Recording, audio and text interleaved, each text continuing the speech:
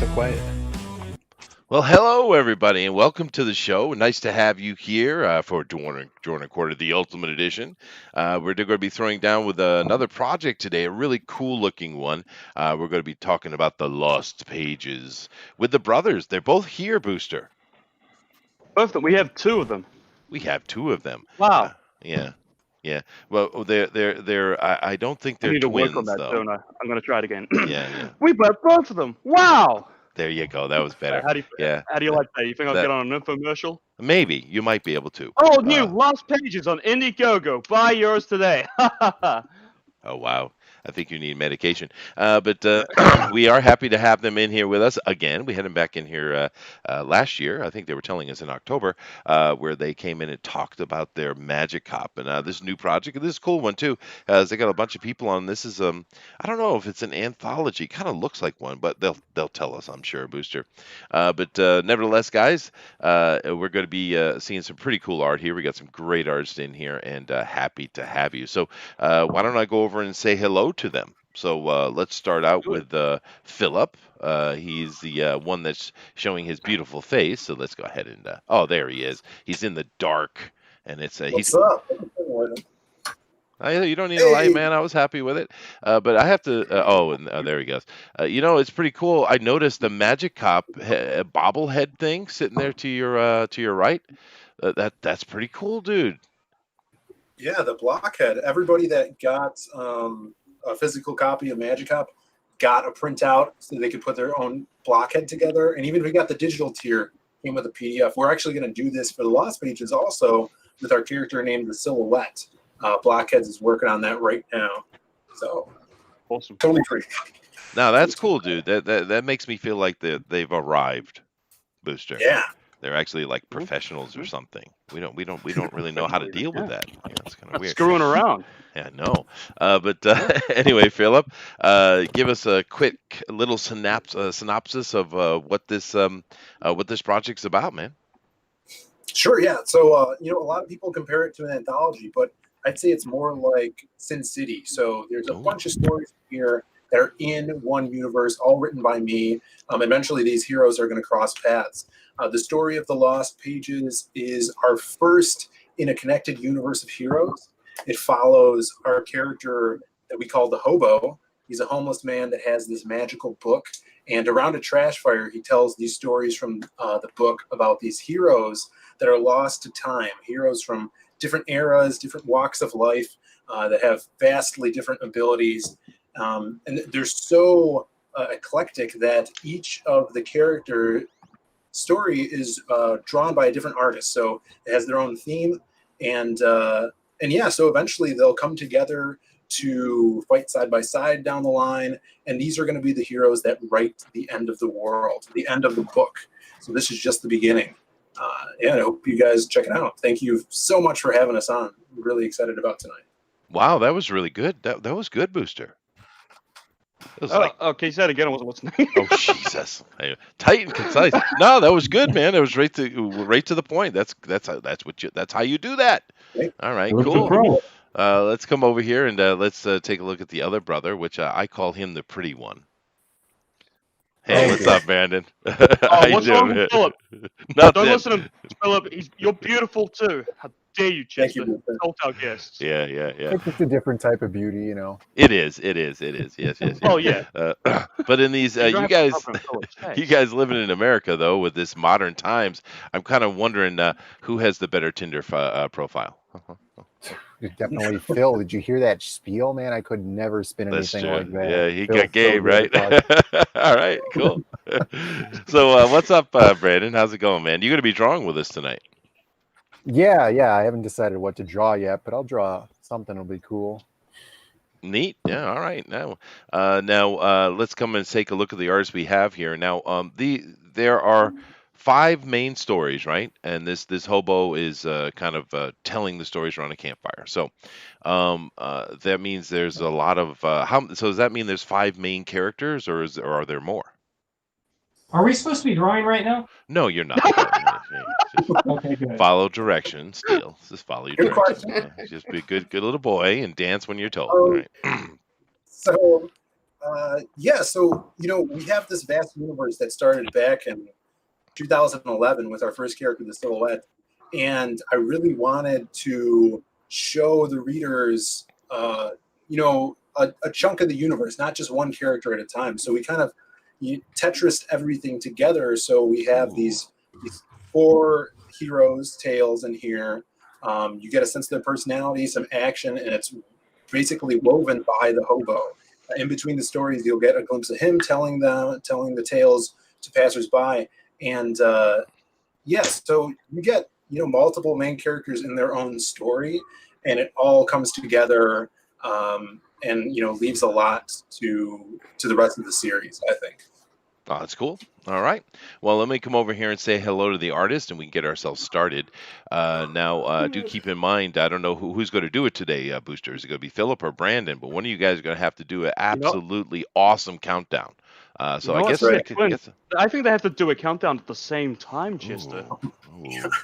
We could get the twin effect. Yeah, that would be neat. The Olsen Twins. Yes. Definitely the brothers Diaz for sure. The Olsen. I was going to go with the Osmond twins, but you do you. But all right, let me go over here and just start on this side. Hey, Zach, what's up, dude?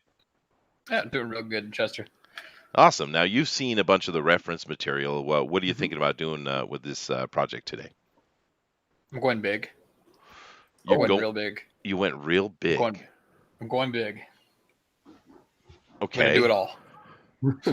Okay, so you're going to do it all. So this is going to be an ambitious draw from Zach, and I'm looking forward to it. All right, cool. He's leaving us mysterious. I know that tone of voice. He's like, "Go away, Chester." So I get you. I've learned over the years. Yeah. All right. So moving down, we have Alan from the Howl Comics, who's actually a part of this project, which, of course, you guys know we've been talking about for quite a while. So Alan, what are you doing, man? Well, I've drawn every character from the book, but they just revealed a new character today, or I just saw today, called a Pianist. Yes. So I think I'm gonna take a crack at her. Yes, brother. Yes. Cool. All right. Very nice. Very, very nice. And we have Steele with us today. Do we make a penile joke? You go ahead and make your penile joke. Pianist. Okay, thank you. There you go. Right, He said it was a girl, but these days you never know, right? Boy, I'm glad I'm in Seen those Japan. Last of Us 2 spoilers? Damn. Oh no! That looks like such a horrible game. Anyway, moving down here, we got Steele. How you doing, Steele? I'm doing pretty good. Yeah. Now you're working traditional today, which is kind of cool. But I'm kind of a caveman. I've always worked traditional. I haven't advanced yet. no, I think that's cool. I like to see it. But you checked out the project. What are you thinking about? What character are you thinking of doing, or scene, or what have you? I'm thinking of doing the hobo and the Silhouette. Oh, there you go. That's good. That's good. I like that. All right. So let's move down here. We got straight up from Nottingham, and I'm not even joking, Booster. We have One Doom Rabbit. All right. That's again. How are you doing? I'm all good. Okay. All right. What are you thinking on working on today? I'm gonna do the chick with the demon thing. Oh, Yes. I can't remember the names. I think it's Crim, isn't it? Something like that. Yeah. Crimstone, Crim and Taz. Yeah. ooh, that sounds nice. All right, cool. All right, looking forward to it.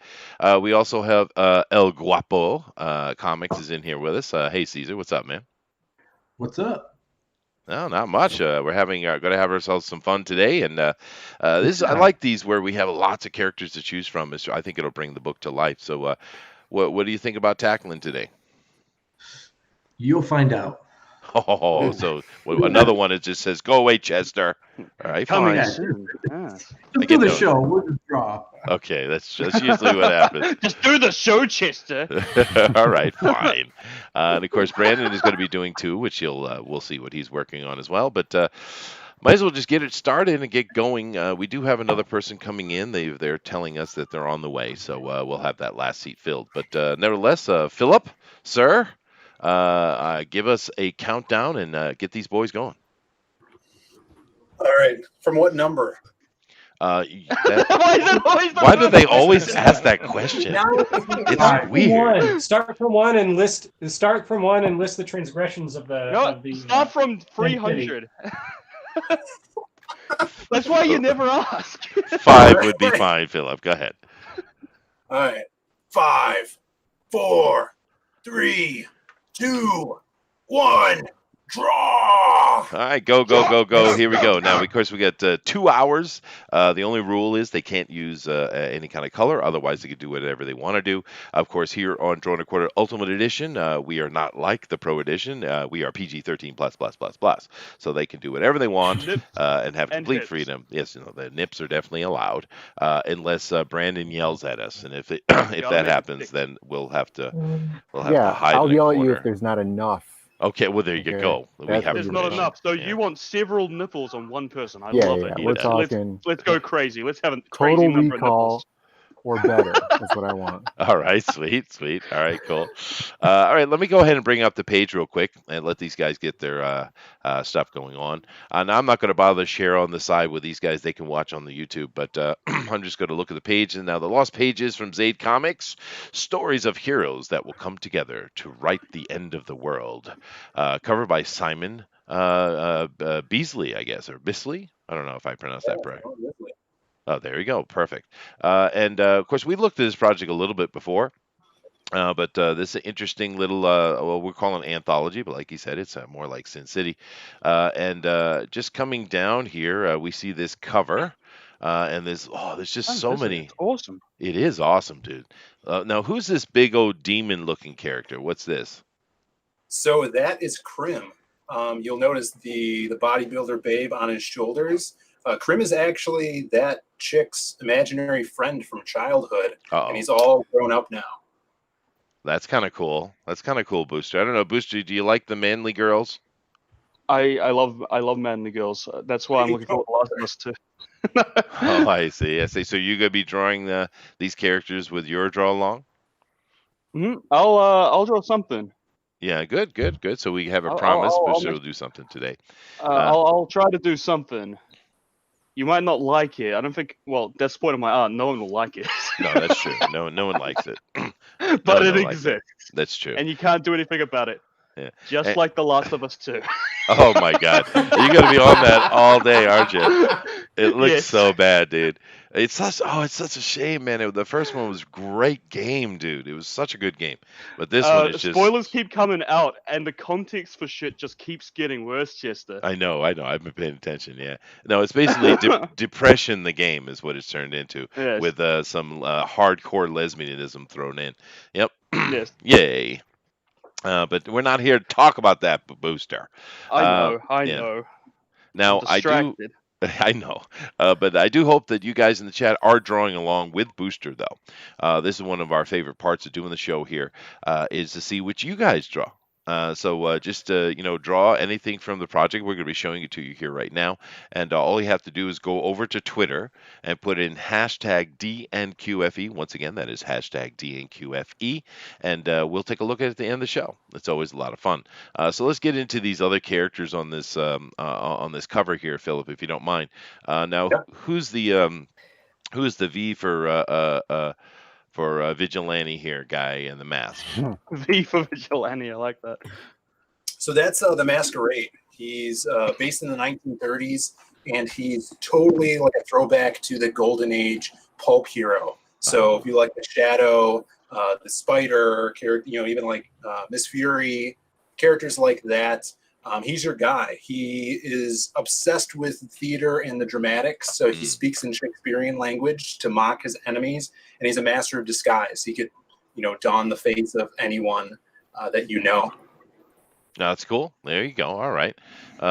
So he was like kind of like the Dumas character from DC, I think. Yeah, that's cool. All right, and a neat looking character from here. Now, what do we got on the other side? We have a shadowy figure with a gun, and he's shadowed with glowing eyes. Well, what's his deal? Yes, so that's the silhouette. He's the first character my brother and I ever created back in like 2011. We did small published comics where we would take pictures of us and our friends in front of a green screen, and Brandon would make it look like a comic. So we took a break from that. I went to college and all the while coming up with these other characters in his universe. So Silhouette's all where it started. He's this supernatural vigilante that sees the world in black and white.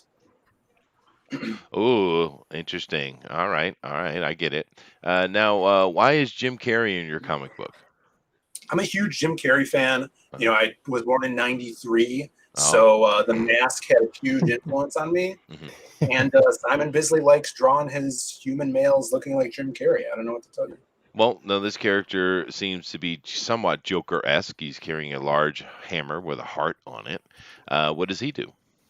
So his name's Wildcard. He's a ancient sorcerer from Merlin times. He was actually apprenticed to Merlin, and he is ageless. So whenever you see him in different stories, he'll be in different time frames.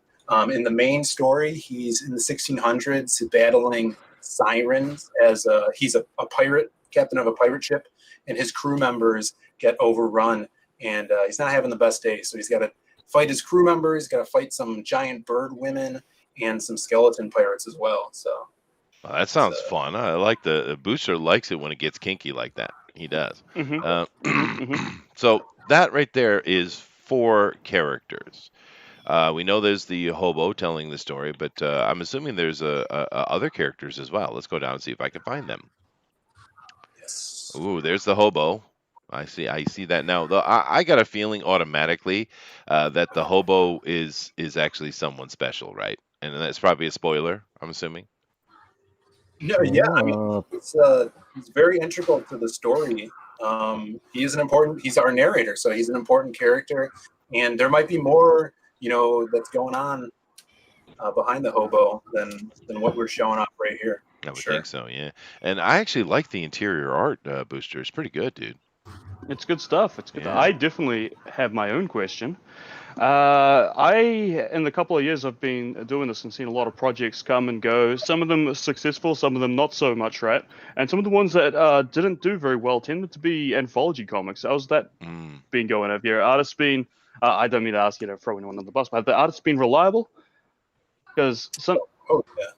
Yeah. Since we've, came into CG and been promoting on Twitter and stuff, we made a lot of friends.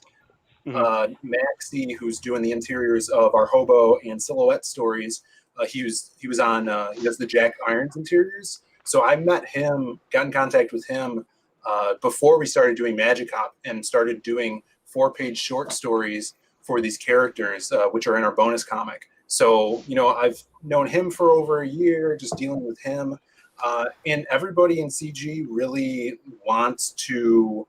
Seems to be really motivated to get stuff done. Sorry about that. It's 9:20. I have a random time for him to wake up. So they seem to be really motivated and really reliable. We met Alan through fan art, and everybody's just really excited about the project. So that's awesome, dude. That's awesome. Because I hate to see a project fall apart. And with anthologies, you're asking like 5 or more different artists to pull their weight, and it can get hard to make sure that everyone's doing their job. But you got a lot of pages from this, and this looks awesome, man. It does. I'm loving the Crimstone stuff, man.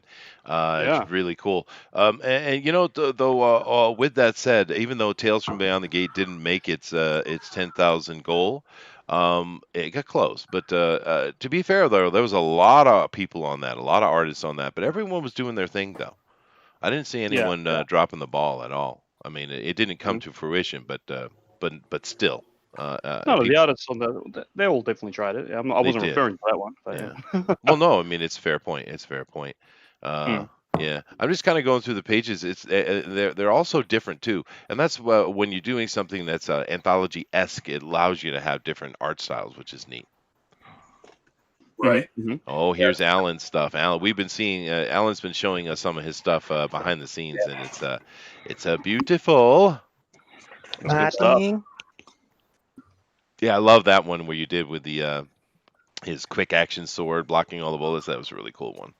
Yeah, dude, that was so fun seeing that come to life because I had that in my head, and we've seen everybody's seen kind of that in motion. I kind of used reference. I'm like, when I was telling him or explaining in the script, I remember the scene from the League of Extraordinary Gentlemen movie where Captain Nemo is blocking the bullets with his sword.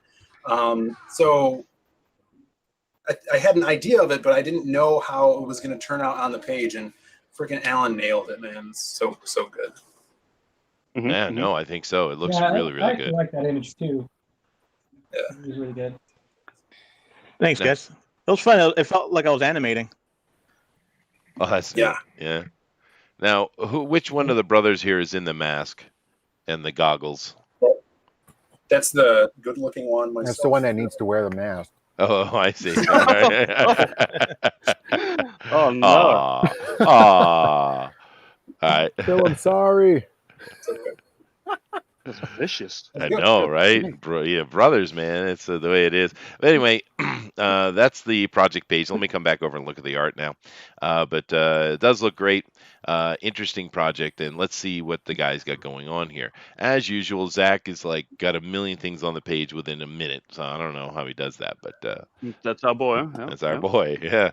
And ooh, he's really ambitious today. Damn. No, stop it. Oh, I can't look at it. Don't. So that's what he's telling me to shut up a lot today, Booster. I feel I've said like 3 words today to you, and none of them have been shut up. True. 3 words. 3 words. But I felt it in your soul. I've been trying to be nice, Chester. I feel like I've been such a dick to you that I just feel bad. Oh, don't feel bad for that. He deserves. He has it coming. That's true. Oh. That's true. I do. But yeah, you don't. No one has to be nice to me. Chester has ultra thick skin, so it's all good. Now, He says that, but he cries after the stream is done. I No one's do. watching. I do. But I try not to let the kids see, though. But yeah. Don't want to see you, Father Week. No. Especially today, I actually got a ton of kids running around the house today, man. God, but they haven't bothered me yet. With last show I did, they when won't run around if you beat them. Well, they're supposed to be working, and I got the high school kids kind of corralling them. But last time we did a show, I had several times the little door here from the outside hallway. I had kids opening the door and peeking at me quietly. Oh, spying on you. Yeah, I What's he know. doing? No, they wanted help with something. They couldn't reach a switch. Kids are so damn short, Booster. But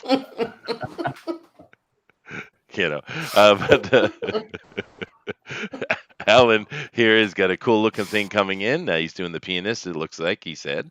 So that's neat. And moving down here, we're looking at Steele's stuff. We can't see, we see his head. That's perfect. Got a nice head. You do. You have hair, unlike Booster, and I'm catching up with you, Booster. I have some hair. You have some. Yeah.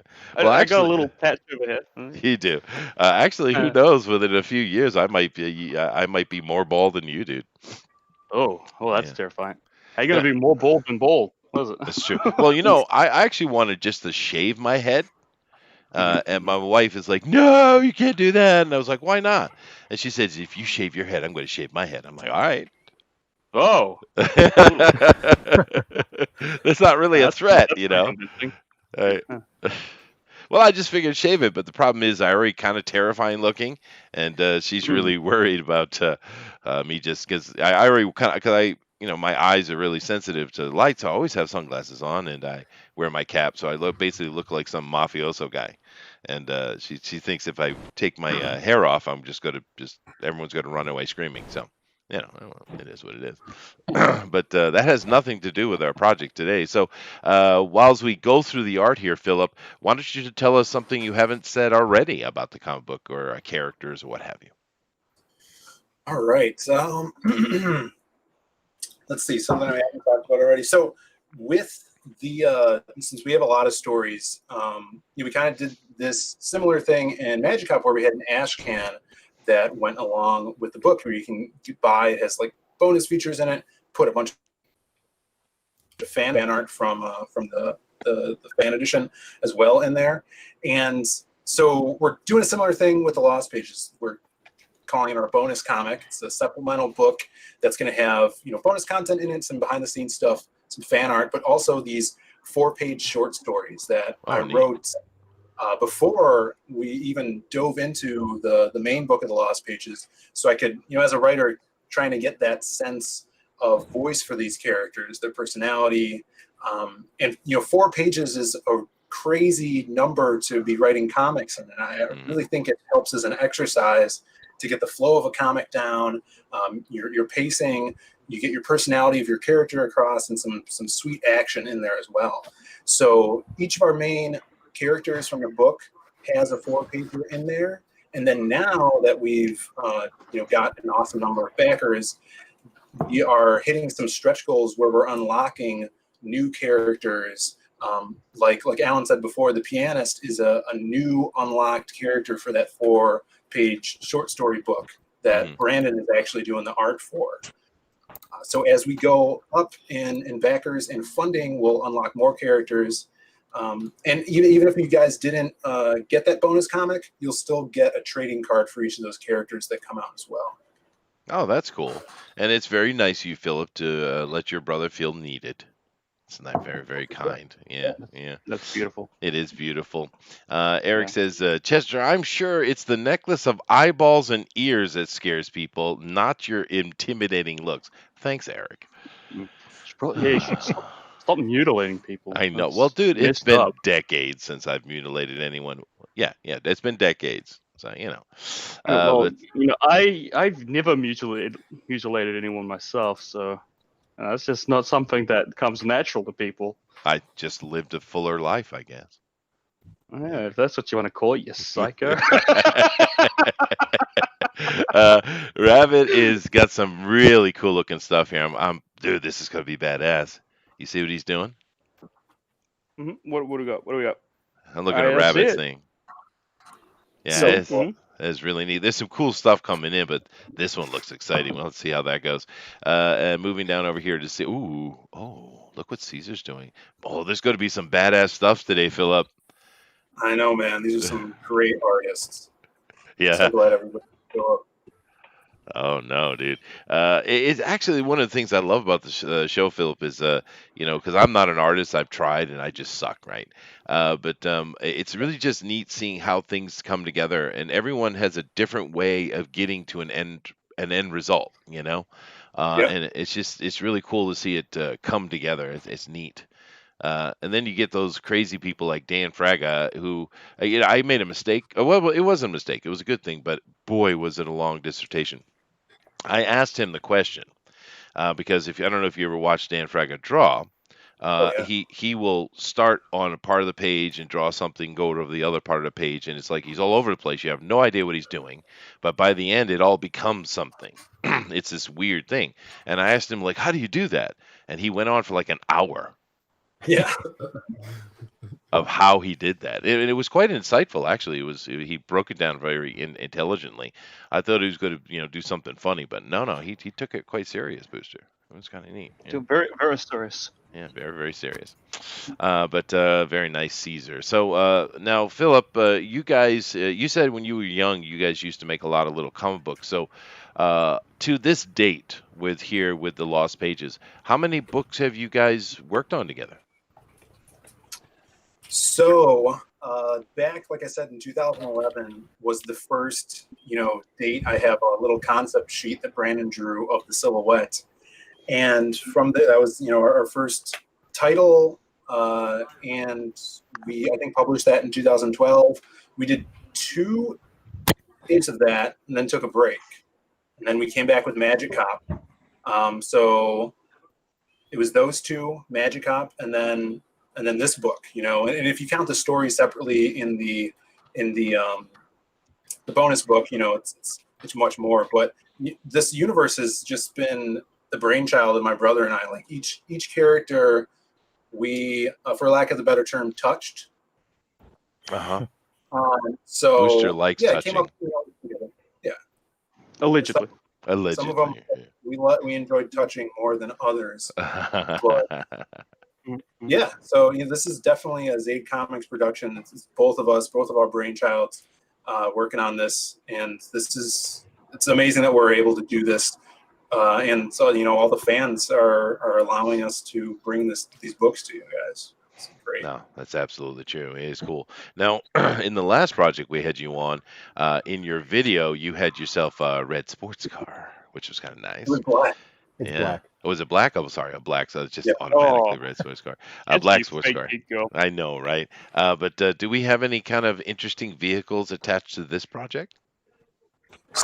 Okay, so Phil's a huge Simon Bisley fan, and there's a really unfortunate story. Phil used to have this really badass motorcycle that would have totally went with the cover because of the Simon Bisley art. It even had like this Simon Bisley heavy metal style monster art on the side. And then I drew this Simon Bisley inspired junkyard girl for the tank of the bike, but the motorcycle flipped over and it's indisposed at the moment. But that would have been really awesome to have. I could see this this monstrous character Grimstone on a motorcycle. That'd be sweet. That would be cool. He's Yeah. got one, man. Yeah, if you guys pick up that bonus comic, there's in that he has a four-page short story. He rides a motorcycle on it in it. So yeah. Nice. Well, at least Philip didn't become indisposed. How was that Yeah. accident there? It was it happened like a week before we launched Magic Hop, and in fact in the Magic Hop trailer where we were hanging out with the Viper, you could see I had my elbow like wrapped up because I like filleted my arm, the skin off on my elbow. I got a little scar there still, and it was a rough start to the campaign, but Well, I'm glad you're all right. And bikes are fun, but they can be dangerous. oh yeah. Yeah, actually, the only I've been in a few car accidents, but I never really got hurt too bad. The worst one was a motorcycle. I went off like a 50-foot cliff. Yeah, yeah. Luckily, it was. That was fun. Well, yeah, well, there's a lot of dirt and sand, so I kind of bounced a lot and didn't break a thing. I literally stood up at the bottom. My bike was totaled. I had a little Suzuki off-road, yeah. But that's if Phil had been wearing his motorcycle jacket, he would have had no damage to him whatsoever. oh, that's chastisement from the older brother. That's what that is. Yeah. Always, yeah, but no, motorcycles are fun, but you gotta watch out, man. You gotta watch out. It's true. You ever ride a motorcycle, Booster? Oh, I think I have, but it's been a long time ago. And I don't think I was the one driving it. Oh, you were riding. You were riding bitch. On right. Yeah, Yeah. bitch seat. Yeah. Yeah. I was Now, on why bitch. doesn't that surprise me? I don't know. It's like, oh there, Mr. Biker Man. Yeah.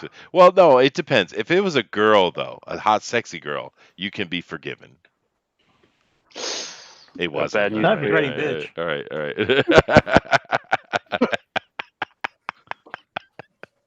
Oh no. She's riding bitch. Forget that. That's true.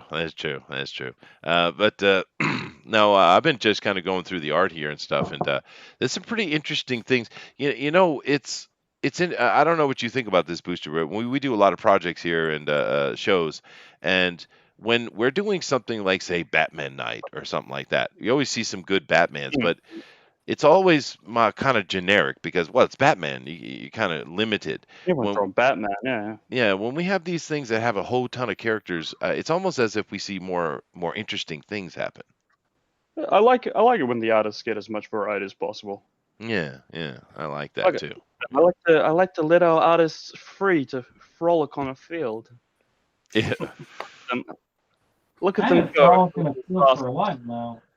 You will frolic. I've been Booster. inside. I've been working. Oh goodness. Now Kima has made it in here finally. Hi, Kima. Hello. Hi, Kima. Hello.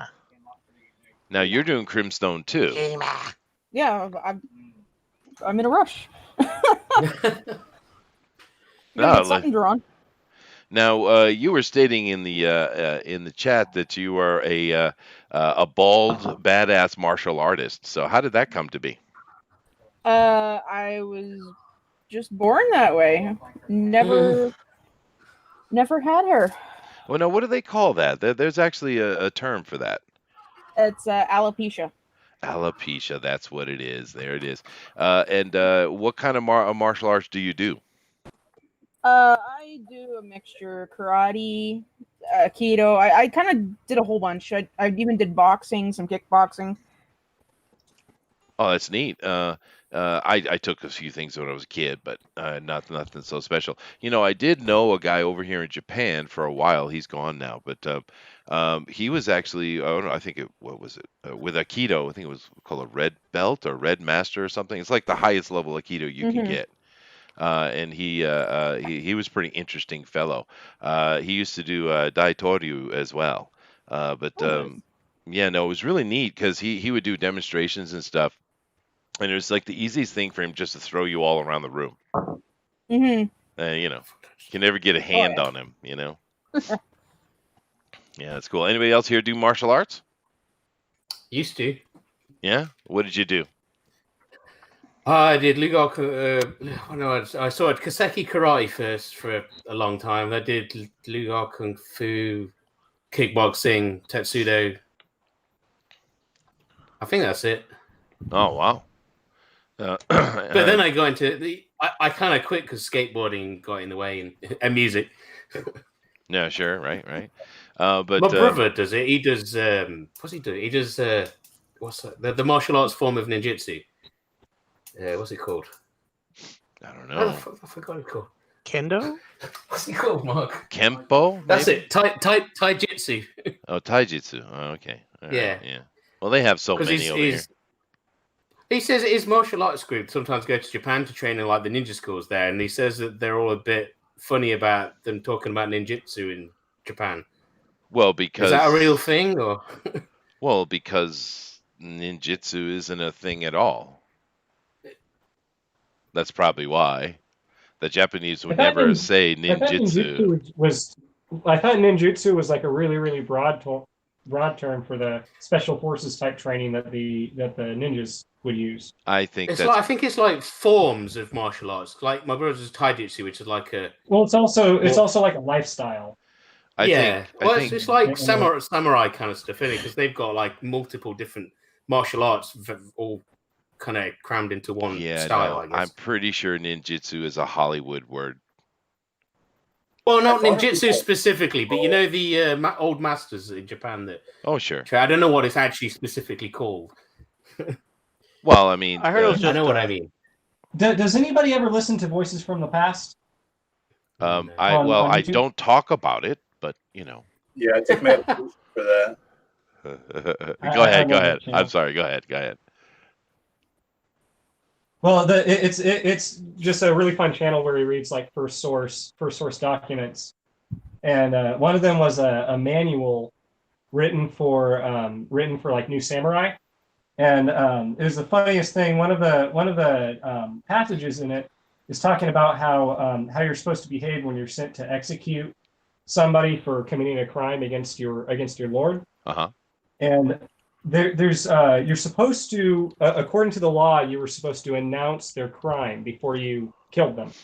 But through experience, they found that oftentimes a samurai would end up getting killed if he was too slow announcing the crime. So if he like stood there respectfully and slowly stated the crime, oftentimes the guy would, the guy he was about to execute would draw his own sword and kill the samurai first. And so the guy who wrote this manual suggested that they rattle off the crime as quickly as possible before they deliver the killing blow.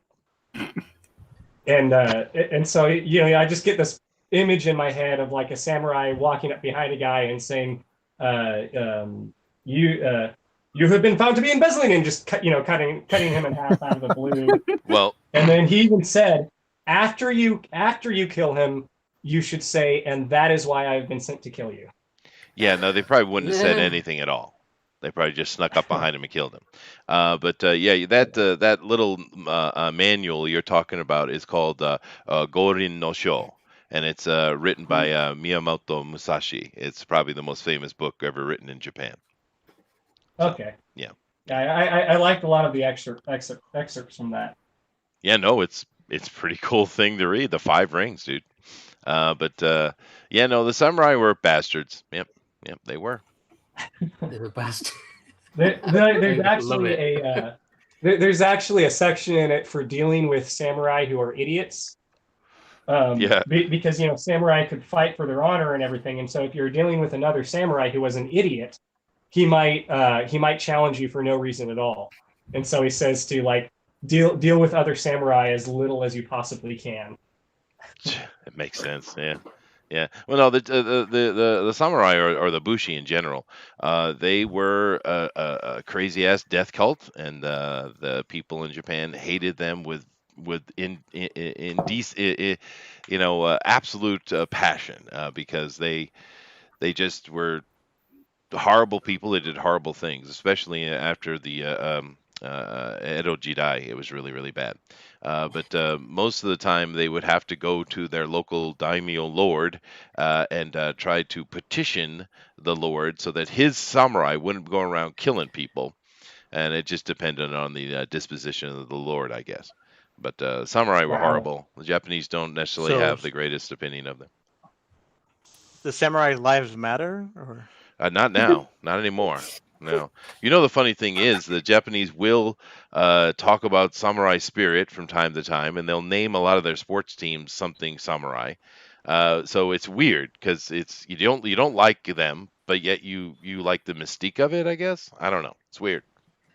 Maybe like they're named the they're hardcore, I guess, is the idea. Very hardcore, especially when you think about the fact that these guys were in horrible armor with basically an iron rod. I don't know why people are so infatuated with the katana. It was not the greatest sword at all, but yet because of their training and discipline, they were some of the most badass soldiers of all time.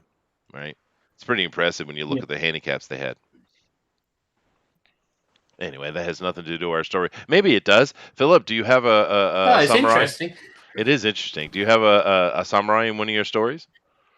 Not in this book, but as Wildcard is ageless, he could be in any era. So maybe we'll do a samurai story with him eventually. Might be cool. Yeah, it was neat when they took Logan and put him in those samurai stories. That was cool. Oh yeah. So Wildcard is he fights mythological horror. So you'll see him, going up against the sirens in this story, and then if you guys get the bonus comic, he fights Anubis, the Egyptian god of the embalming in the underworld. Sure. So there's a lot of Japanese mythology that I would love to explore with Wildcard. Massive. Lots of crazy demons over there. Yeah, no. If you have any questions about those things, I can give you actual non-Hollywood perceptions, real Japanese perceptions, if you'd like. Yeah. Sure. No, it'd be fun. It's actually we have a bunch of local stories. Of course, all across Japan, you have, just like anywhere else, you have a lot of local stories. But there's a really cool one in this place called Kaizaki, over on the other side of the harbor. And that place has this beautiful waterfall. It's one of those things you walk in around a corner, all of a sudden you're in like this paradise, But they have some stories over there that deal with the kappa. Do you know the kappa? No. Oh, they're like those turtle frog men. Japanese.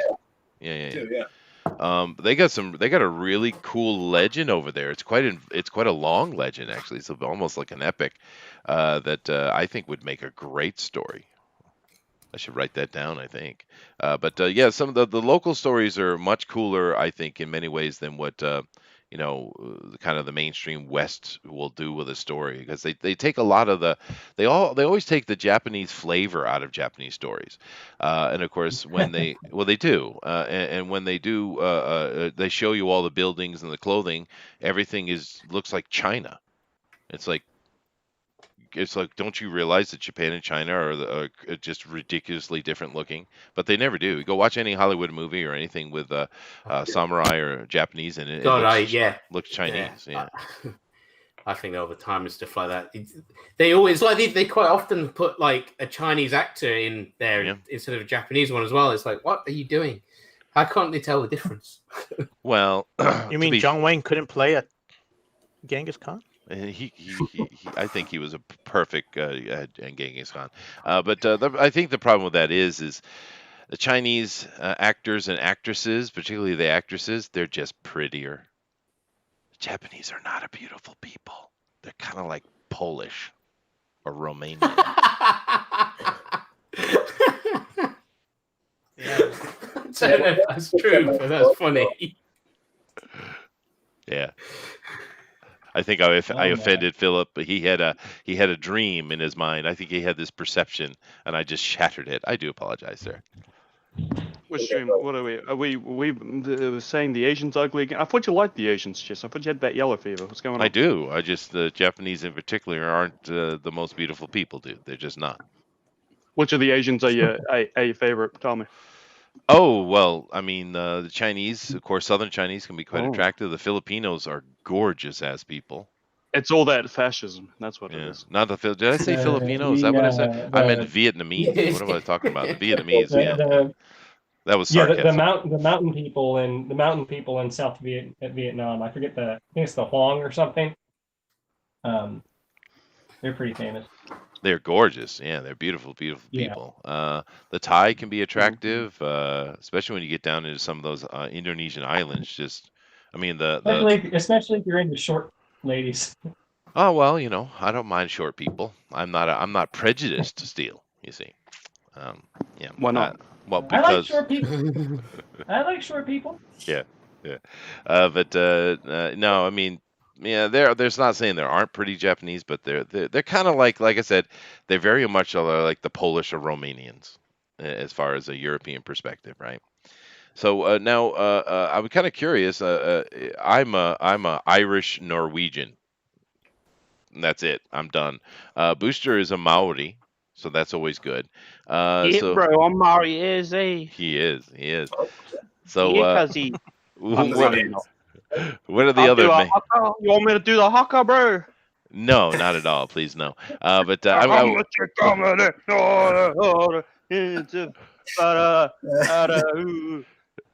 remember the rest. Well, that's okay. They made you do it in elementary school. I know. They made me do it in high school camp. I'm not making this up. They made me do this for a high school camp, yeah? And do you know what it's like having a pasty, tiny-ass, chubby white boy doing the haka? It is embarrassing. This is why I'm against cultural appropriation of this sort. No one wants to see that. No one needs to see it. I don't know. Gosh. Now the hakas are kind of cool. I don't mind the haka. It's neat. Haka's great when it's it's done right and not by me. Sure. Yeah. I don't think it's fair in rugby that they let the Polynesian groups have a haka and the other ones can't, though. I don't think that's fair. Yeah. No, you leave my haka alone. Get out of here. All right. But what are the makeups here?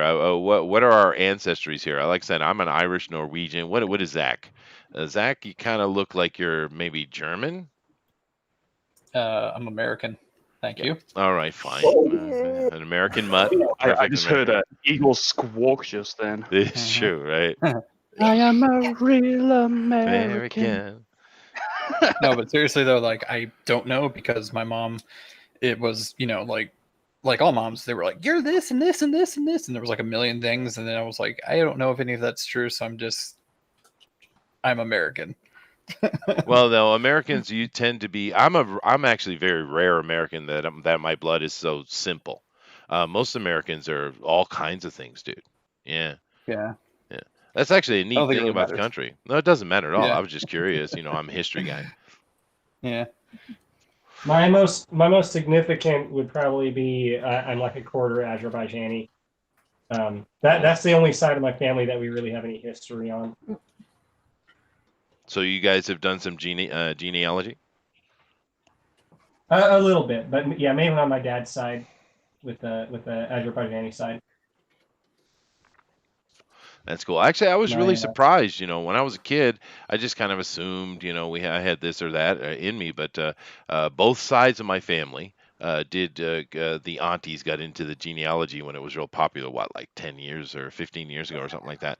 And I just was shocked. I couldn't believe it. My mom is purely Irish and my dad is purely Norwegian. I didn't expect that at all. Wow. Yeah, it was weird. Yeah, I did. It was almost unbelievable being an American. But it is what it is. It doesn't sound like anyone's really very interested in those kind of things. Sorry, I'll shut my history mouth now, Booster. Well, I know I know that when my great grandmother was coming over the Atlantic, or I think the Pacific actually, when she was coming over the Pacific, she was like an infant, and she had contracted, I think it was like whooping cough or something, but it was whatever it was supposed to be really contagious. And they were actually planning on throwing her overboard, but this old Jewish lady took her down into the hull, into like a little corner of the hole, and took care of her there. Oh, That's awesome. That is an interesting story. That's pretty cool. So how did your peoples get to New Zealand, Booster? I mean, being you're British and all. My people. So my dad's side of the family, I was all born in England, right? But my mother's side of the family, she was originally from New Zealand, and that comes from Sweden. Oh, I see. But you were actually born in England, though. How did you end up? Yes. At what age did you end up in New Zealand? 4. 4. Oh, so you're just a little tyke there. Oh, that's cool. Yeah, exactly. Yeah, just a little Kiwi. I'm sweet Kiwi. Yes, that's why I've got like this weird bastard accent. That's why I'm not, hey bro, I'm Kiwi. Yes, how you doing, bro? Right. Yeah. Well, you know, I mean, I'm originally from New England, but I doubt you can tell that. Mm-hmm. I don't hear you like, I'm from New England, what's up to you? I've got to go to my place, have a wicked pisser. That's how they talk. That is the worst New England accent of all time. I'm pretty sure that was New England. Yeah. That was perfect. Wicked pisser. That really stuck with you, didn't it? Yeah. I never forgot. I heard someone say wicked pisser, and that became my favorite thing from there on. Sweet. Yeah. Well, there you go then. Now, do keep in mind, guys, we hope that you're doing a draw along with us. We love looking at that at the end of the show. So just take one of these characters from the Lost Pages. I know the link was in there, so throw it in a couple times there, someone else, please. And draw along with us. And when you're done with that, go over to Twitter and put it into hashtag DNQFE. Once again, hashtag DNQFE. Now, let me take a look at the chat here, because they have some interesting opinions here. Sheldon Martin says there's a comic called Wayward that gets pretty detailed about Japanese mythology. That's cool. Jim says, hey Jim, what's up? He says, Booster Kiwi love brother, tell Chester he needs to look up Dr. Kasim Zogahari to learn the history of the ninja. Thank you. Tell me that, Booster. Go ahead. Wait, what? Why am I telling you that? Because he told you to. Yeah. He told me to tell you. Well, why don't you just get it from him? You're right. Because you just read it just then. I did. Also, Chester, look up Dr. Kasim Zogari. What kind of name is it? What is that name? Kasim Zogari? Get a real name. I hate your name. Oh, God. All right. He's probably a really important person, too. Yeah, it's nice. I bet it can't be that important with a name as dumb as that. Get a real name. Hate it. I think Jay Chimpanzee has taken offense to me, Booster. He says Polish chicks are hot. Well, some of them. All right. Okay, I'm gonna Google Polish chicks real quick. Oh no. Oh no. Dildos chipped their teeth. Polish butts. Okay. I'm getting. I'm getting images of chickens with big afros. Oh no! What? No, I'm serious. I googled specifically Polish chicks, and I'm getting chickens with massive afros. Screen share. Oh, dude. What? No. You want me to screen share? That's cultural appropriation. I'll do it. Oh God, here we go. I definitely triggered the chat. Okay, fine. Let me come over. Someone's got some mic issues and some feedback. I don't know. Oh my God, what the hell is that? Oh God, here we go. These are Polish chicks. Okay, fine.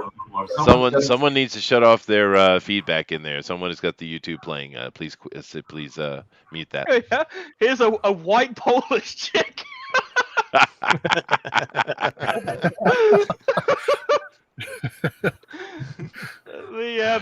Oh no. Well, you know, when you eventually get around to doing the Booster Kiwi comic book, he's gonna have to meet him a Polish chick, I think. He's gonna hook up with some Polish I chicks. You think so, dude. Yeah? That'd be hilarious. Yeah. Brilliant. You need to frame it like it's some kind of a clandestine market or something. Like Polish chicks Polish chickens are for some reason illegal in that area, and so you treat it like it's a underground brothel or something, but it's a bunch of chickens. Well, it is an anthropological. Excuse me, what did I say? That my brain just shut off. Booster. Thank you. Character, so he could do it straight up, but the chicken thing might be fun too. It'd be appropriate. It would be. Yeah. Let's see. Vagabond is a gorgeous samurai book as well as Blade of the Immortal. That's true. Let's see here. Thundaro says Romanian women are the most beautiful women in the world. Them or other Eastern European ladies. Okay, I think he's gotten kicked in the head by his wife maybe. Sheldon Martin says Chester just saying that Japanese aren't good looking. Just so the Diaz brothers doesn't go there and slay. Shut up, Sheldon. There it is. I knew it. He doesn't want him to pregnate all his women. That's true. Yep. Yeah, all of the Japanese women are mine. Yeah, that makes a lot of sense. It's the king of the Japanese. So Jim says, Chester, you leave Booster alone. All right, fine. Let's see here. Adrian's got some Cherokee in him. A lot of people do. The Cherokee were very successful people, and they got themselves around. They didn't wear condoms. No, they didn't. Yeah, although they did have a written language. That was pretty cool. Okay, have to run. Remember, ninja are not real because they choose not to be. True. All right. Here, I've caught up with the chat, basically. Let me come back over here and take a look. So, Philip, tell us some more about the book as I go through the art again. Sweet. Yeah, so actually, talking about Cherokees, one of our characters, Taz, the second half of Crimstone, she actually has like Mohawk Indian blood in her, which we don't delve into that, but down the line we might with some of her backstory.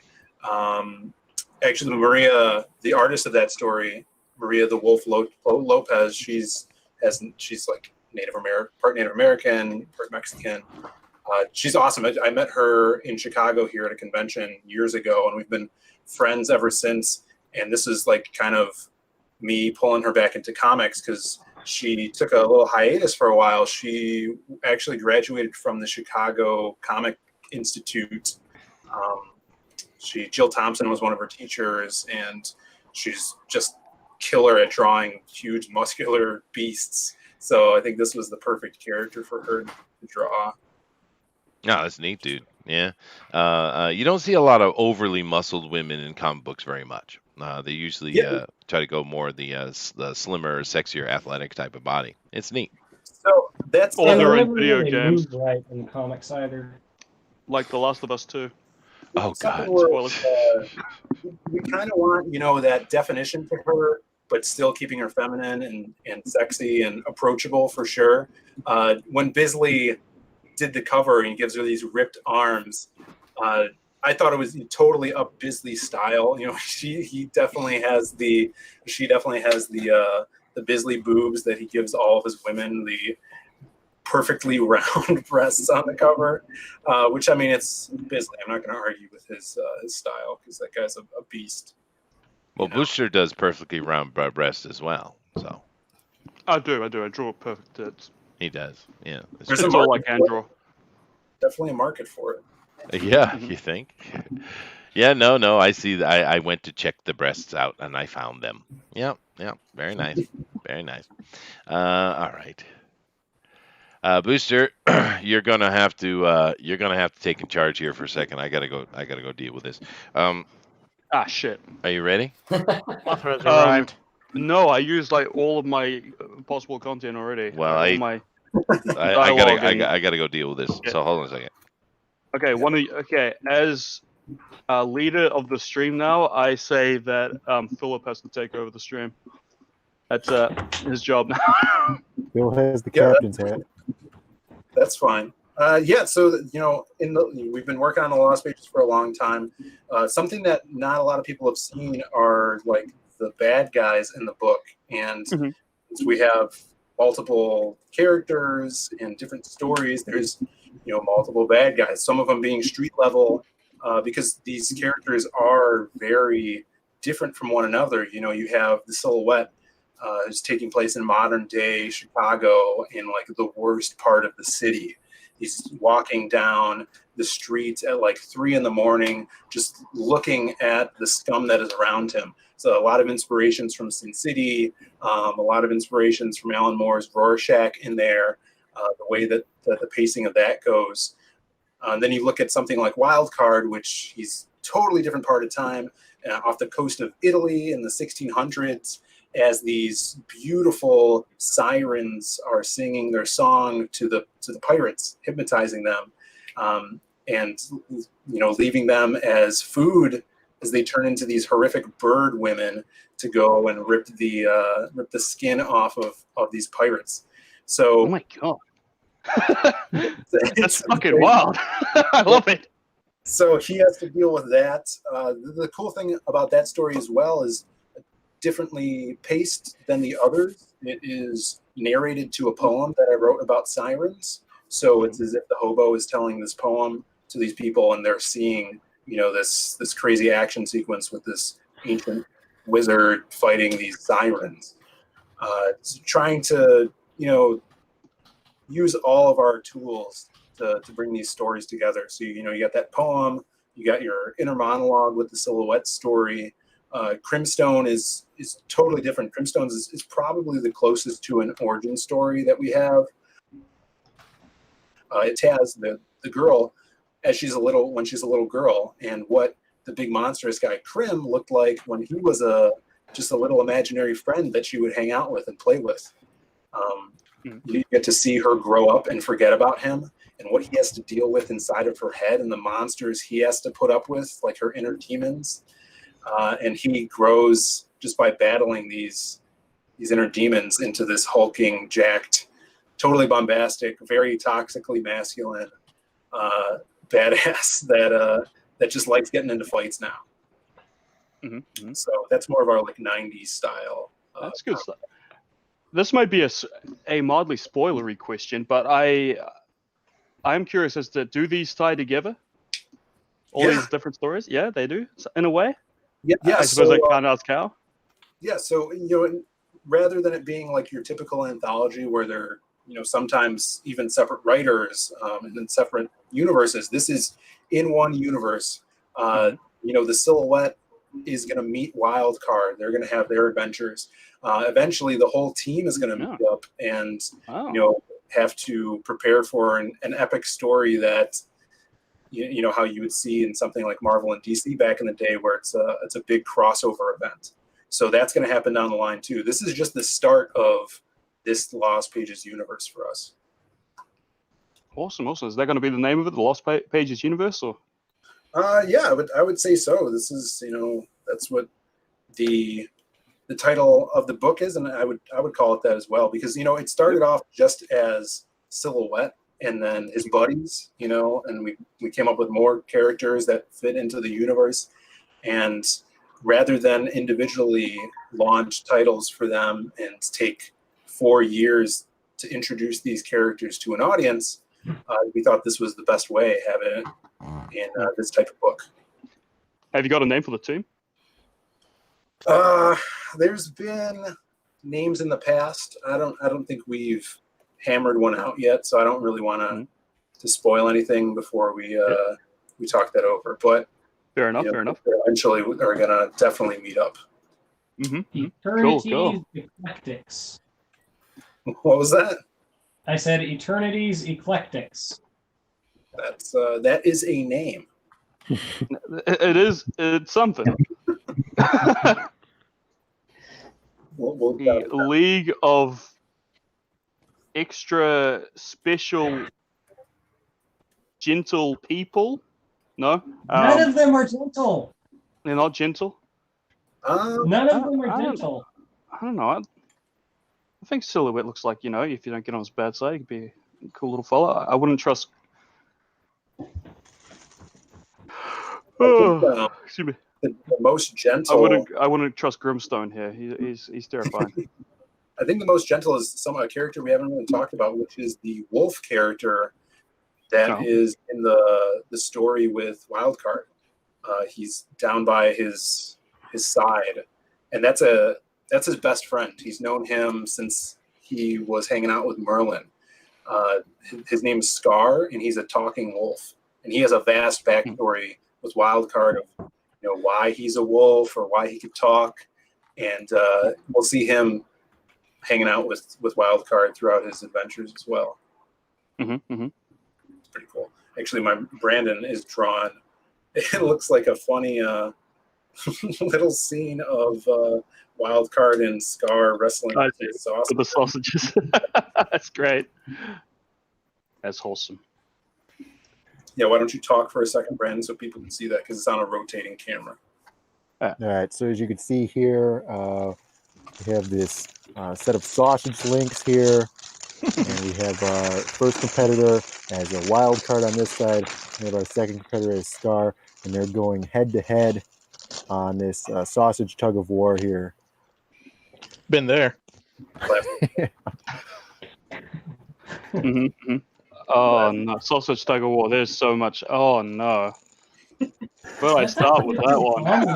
Disney cartoon trope. What's that? That's actually a pretty common like Disney cartoon trope where they have you have like the dogs fighting over the links. Yeah. Classic. So I always thought it would be great. They have there's some backstory of these guys that, because Phil and I have been working on them for such a long time, these characters have so much backstory, and this is kind of like a play on their personalities, that you guys don't know about yet. So you'll see some of this, but I thought it would be funny to draw it. Classic sexual innuendo. Perfect. It's Grimstone. I've been saying Grimstone this whole time. I'm such a fake geek girl. You are. Yeah. Sorry about that, guys. I'm back now.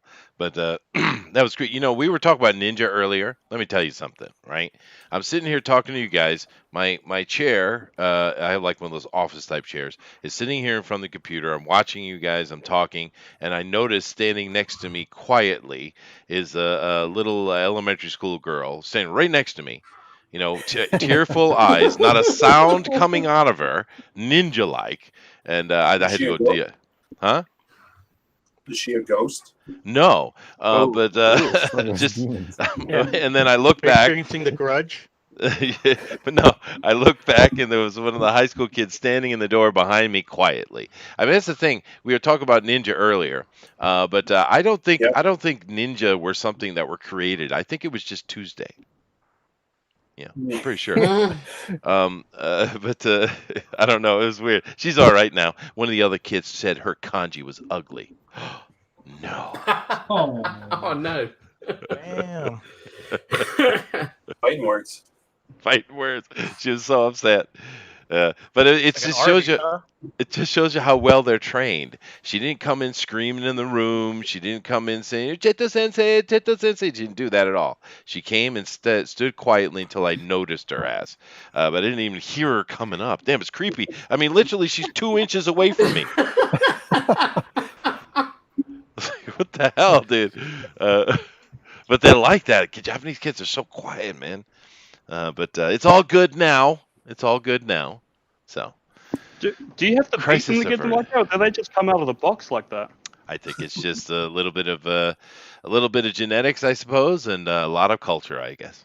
That's incredible. I think a lot of raps on the head when they're really, really little.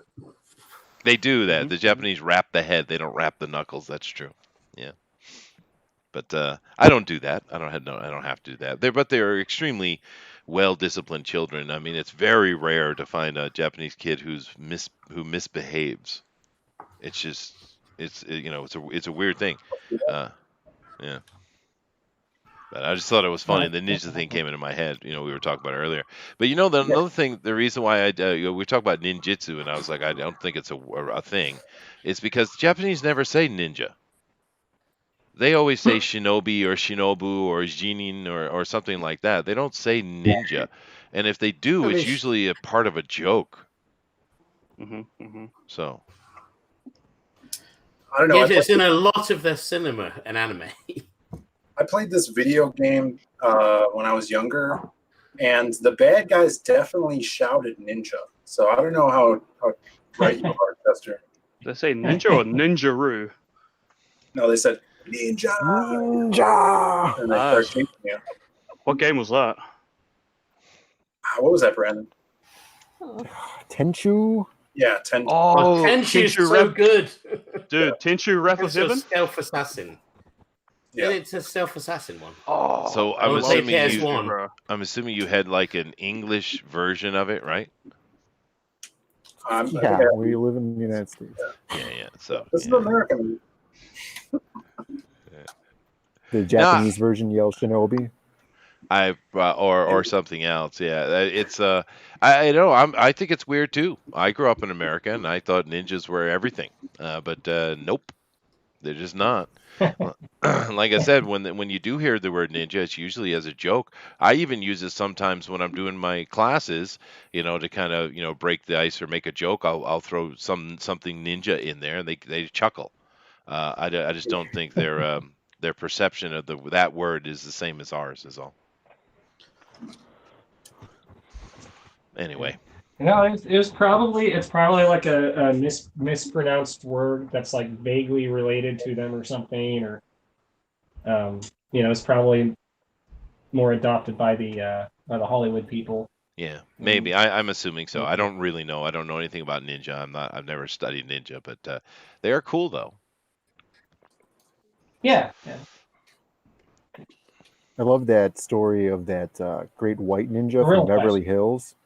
Yeah. That's a good one. Yeah, he Good died. legend. That was sad.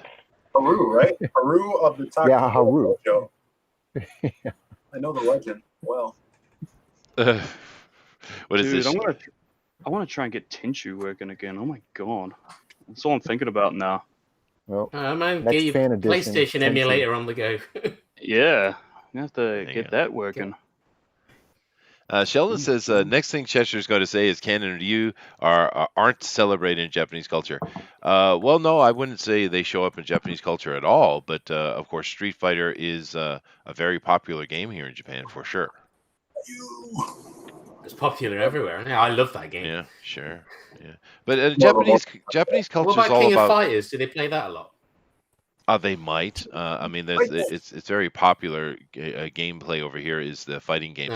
It's kind of reason I why. love Japanese fighting games. Yeah, no, that's why you don't see many MMOs come out of Japan, because mainly they're all into the fighting stuff. My son does it as well. He does tournament stuff with the Street Fighter. But Japanese culture is all about cuteness. Everything is cute all the time. And so anything that's not cute doesn't really make it into mainstream very well. Is all that scenario stuff Japanese? Yeah, right? Or the Korean? What do you mean? Like the little frog, Kappa Kuroki, and the duck. You ever seen that? It's like scenario. No, I don't know it No offhand. one knows scenario? No, I don't know. Sounds weird. Yeah, there's like a green frog looking thing named Kappa. Kappa, yeah. Kappa Kuroki, and then there was a duck who wears a blue shirt. It's like this whole Hello Kitty line. Alan, is this more of your furry stuff? Is it based on the yokai stuff? Is that what it is? What's it called? Yokai? Yokai. Yeah. I'm assuming it's based on that, because Kappa's that's a yokai, isn't it? It's a type of kami, yeah. Yeah. I grew up mostly in an Asian neighborhood, so it was everywhere over here. Yeah, no, I mean we see plenty of yokai stuff here. It's just like our for the European fae, right? So it's the same thing. I actually remember a movie that came out about 15 years ago. It was an animated movie. It was a really good one too. It was about a little baby kappa that kind of got lost and stayed in the human world for quite a while before he started getting sick, and they had to take him home. It was kind of like follow the theme of that. What was that John Travolta movie where he was an angel? Grease. Michael. Yeah, that one. Yeah. Grease. That was that Yeah. one. Man, he sure was an angel on that one. Yeah, he was, right. Well, that's kind of the theory that they both drowned, right? And the whole movie was just their transcending to heaven, right? Yeah, their death hallucination, yeah. People come up with the weirdest damn ideas for movies. It's like you guys watch any Studio Ghibli over there? Yeah. Yeah. Well, you know. So tell me about the raccoons that inflate their balls, testicles, and Yeah. use them as weaponry. That's a weird one. For shoots and Those are a very strange movie. I don't care for it. Those are called tanuki, and they're actually considered good luck, and they do have gigantic balls. They don't really inflate them; they're just gigantic by nature. And He's talking about the animated movie about I know he is, but I'm giving him a little bit more in depth into the thinking of the Japanese, because you go all over the place. Like sitting outside little cafes or little restaurants or little train road stations or whatever, you see those damn tanuki statues everywhere, just standing up with gigantic balls just flopped on the ground everywhere. That sounds so fucking great. Oh my god. Yeah. I need to visit Japan. I don't care. sometime. I don't care for that. It's weird. It is weird. I was asking my wife first time I came over here. I was like, "What the hell is that?" She said, "Ah, it's a tanuki." I was like, "Okay," but they consider good luck. They're like a protective spirit, kind of like a brownie or something like that. But yeah, they do. They stand about, I don't know, 4 foot tall most of the time. Gigantic balls on the ground. Yeah. Perfect. Not on the toilet? No, on the ground. Yeah. But I get the joke, though. Thank you. But moving, I've been kind of just going through the art here, taking a look at what people are doing. Rabbit is, this is pretty cool, Rabbit. Can you back this up for a second, man? Yeah, Philip, Brandon, you see what Rabbit is doing with your characters here? Yeah, totally different stuff. That's why I love doing this show, and just seeing other people's interpretations of our art is so cool. Dig that. It is very cool. I like it a lot, dude. She is so ultra cute, Rabbit. Don't screw it up. It's fine. I won't. Don't mess up, Rabbit. We'll watch. Today. I dig that. It's cool, dude. Yeah, it is. It is. That femininity and strength right there. I love it. Actually, she reminds me a little bit of Princess Mononoke. Oh, that's interesting. I would never have thought that. I love that movie. It's my favorite. It's one of the best ones. Yeah. It is great. But actually, the reason I mentioned the Ghibli was because what I was talking about for the thing before that. Have you guys ever seen Totoro? Yes, it's so good. It's a great movie. But the theory here in Japan, then it's like an endless debate. Even though the creator, Miyazaki, already kind of answered the question, they don't care. There's just an endless debate. Is one of the girls actually dead in the end, or are both girls dead? Right? That's the theory in Japan, and it's been going on for 20 years. It's interesting. And theories are fun. Yeah, they are. Yeah, that's true. And even though he answered it himself, they're still like, no. That's right. Yeah, no, he did. He said, no, they're not dead. Of course, if you look at the little the trailer art that's going on through the credits, clearly they're not. They're living together. They're playing. All the little Totoros are with them, and et cetera, et cetera. But yeah, that's what I thought. Yeah. The only thing I'm missing out on is Cat Bus. That was one of the best things. Oh, the cat bus. Yeah, that was cool. Yeah.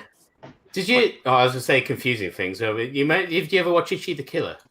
I know it's not Miyazaki, but I don't know that one offhand. No. Yeah. No, it's based on a manga. It's by Takeshi Miike, your favorite. Is it my favorite? That one. I think Well, I know you said you didn't like him that much. You said he's a bit weird in Japan. Oh, Takeshi-san, yeah, he's weird. He's a kind of an asshole. But yeah, that movie is amazing because it's based on a manga, but he makes the movies like it's so. There's a lot of buzz online when it came out. It's like, what the fuck happened at the end? A lot of dumb people didn't understand it as well. Well, he likes doing those art house things. That's sure. They're that's very true. cool. Yeah. I love stuff like that. Yeah. But he does good mangas. He did the Yataman live action. That was amazing. Yatta. Okay. Well, you don't know manga, do you? No, Booster's the weeb, Yeah. not me, dude. Yeah. Seems like I'm the weeb. I can't. I don't know how it happened. I can't really stand anime, but I know a lot about it. I don't know how that happened, but it is what it is. I don't know. Well, dude, when you go to sleep every night with a Dai Makura between your legs, it's bound to happen. That's true. I dream of them. Dai Makura. I love that just translates into big pillow. That's right. It just Dai, very big, Makura, pillow. And it's kind of like a je ne sais quoi, right? It sounds a lot better than I do not know.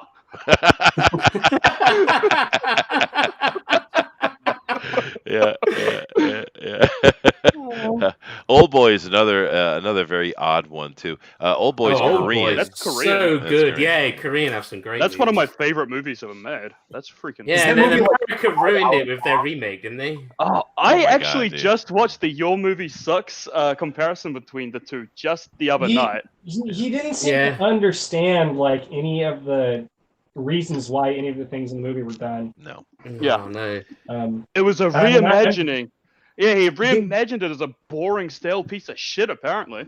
It's the same with Ringu and Spiral. No, did they do Spiral? No, they did Spiral. They did, what's it called?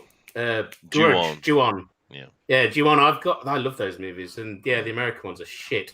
Well, you know, the They Ring. use the fear from it. The books are amazing. Sure. And the original Ring, Japanese Ring, is one of the best horror movies of all time. The American one is nowhere near as good. But I have to say, I actually like the American Ju-on better than the Japanese one. I mean, the Japanese one drags on a bit, but I still think they get the fear right. You know, the creepiness is a lot better. Oh, yeah. No, Japanese do that well. Like I The see, acting's very good in it. Just a little bit ago, I had a little freaking elementary school kid standing next to me, you silent. Did. You had your own grudge moment. You're very own Ju-on. Tune coming in like. Dude, it's weird. They're so quiet, you can't hear them, right? They just. And they come like, Chester-san, come play. They don't say anything. She just. I don't know how long she was there. She's just standing there, looking up at me with tear-filled eyes. Not a sound, not a peep. Not blood coming out of her eyes. Chester-san! So weird. But the thing is, I didn't even hear the door open because I got Japanese sliding doors in this house, right? So I didn't even hear the sliding door open because she came in, and one of the high school kids was standing over there, kind of leaning in, looking and waiting for me to recognize them as well. So there was two of them in the room, actually. Yes, sir. Why did you kill me? Oh no. And Adrian has put us in our place. He says Old Boy is made from a manga. Well, is it a Japanese manga or a Korean manga? Yes. It actually is a Japanese manga, I believe. Oh, there you go. So he just put us in our place. Sorry, Adrian. Master-san. Yeah. It is a Japanese manga, but for some reason the Koreans were like, yeah, we'll take that. It was a good movie. They've done a few of them there. Yeah. Some of the Korean stuff, I mean, Tekken Kinkri, they did that as Korean manga, wasn't it? And that was an amazing animated movie and book. I probably only one who knows what it is, Anna. Probably. Yes. Yeah, probably. Yeah. You damn weeb. Yeah. I'd have to bring my daughter in. She'd probably have a conversation. I don't even know what a weeb is. We actually have a manga-style character in the Lost Pages universe. Oh, do you? Yes. And I apologize for this siren, but hold on one second. That's okay. We don't mind sirens as long as you're not the one getting shot at. So, I like the idea because I thought the Magic Cop guy was very anime. Oh, well, one Is of the inspirations for Magic Cop was whitish. Speed Racer, like that style animation. Oh, it made me think of Gigolo. I don't know if you've ever seen the manga, the anime Gigolo. No. It reminds me of that guy. If it's not a hentero, but if you Google it, I've you'll seen go, that's Deuce that guy. Bigelow. He's cool. Male Gigolo, I'm going yeah. back to 80s anime, so.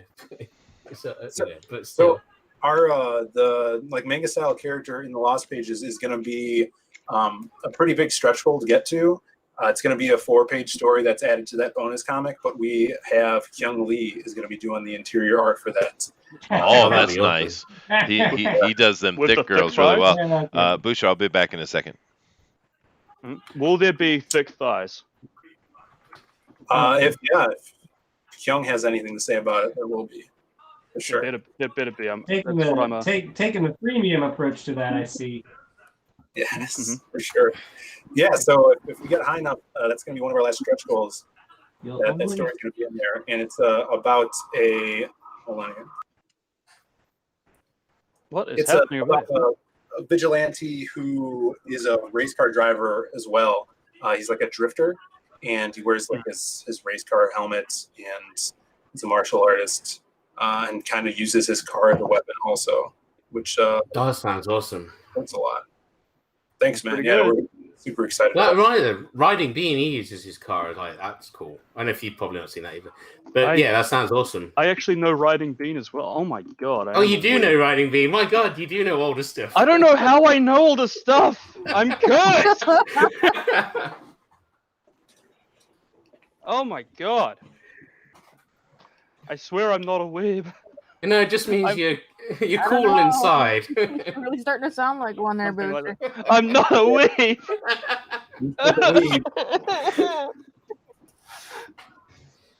Oh, I just had a weeb girlfriend this one time. I swear.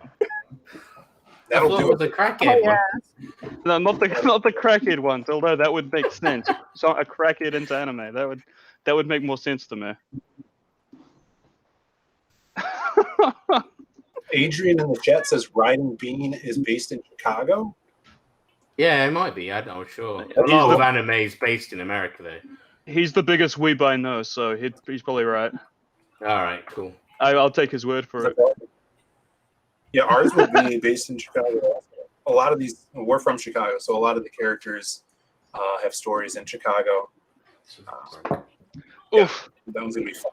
He's the main character is like hyper intelligent, so he uses mathematics to like calculate his punches and stuff like that, and when he's drifting too. So a lot of the art is gonna be, have mathematical equations in front of the action and like perfect angles and geometry overlaid to kind of give that sense that he's calculating every strike.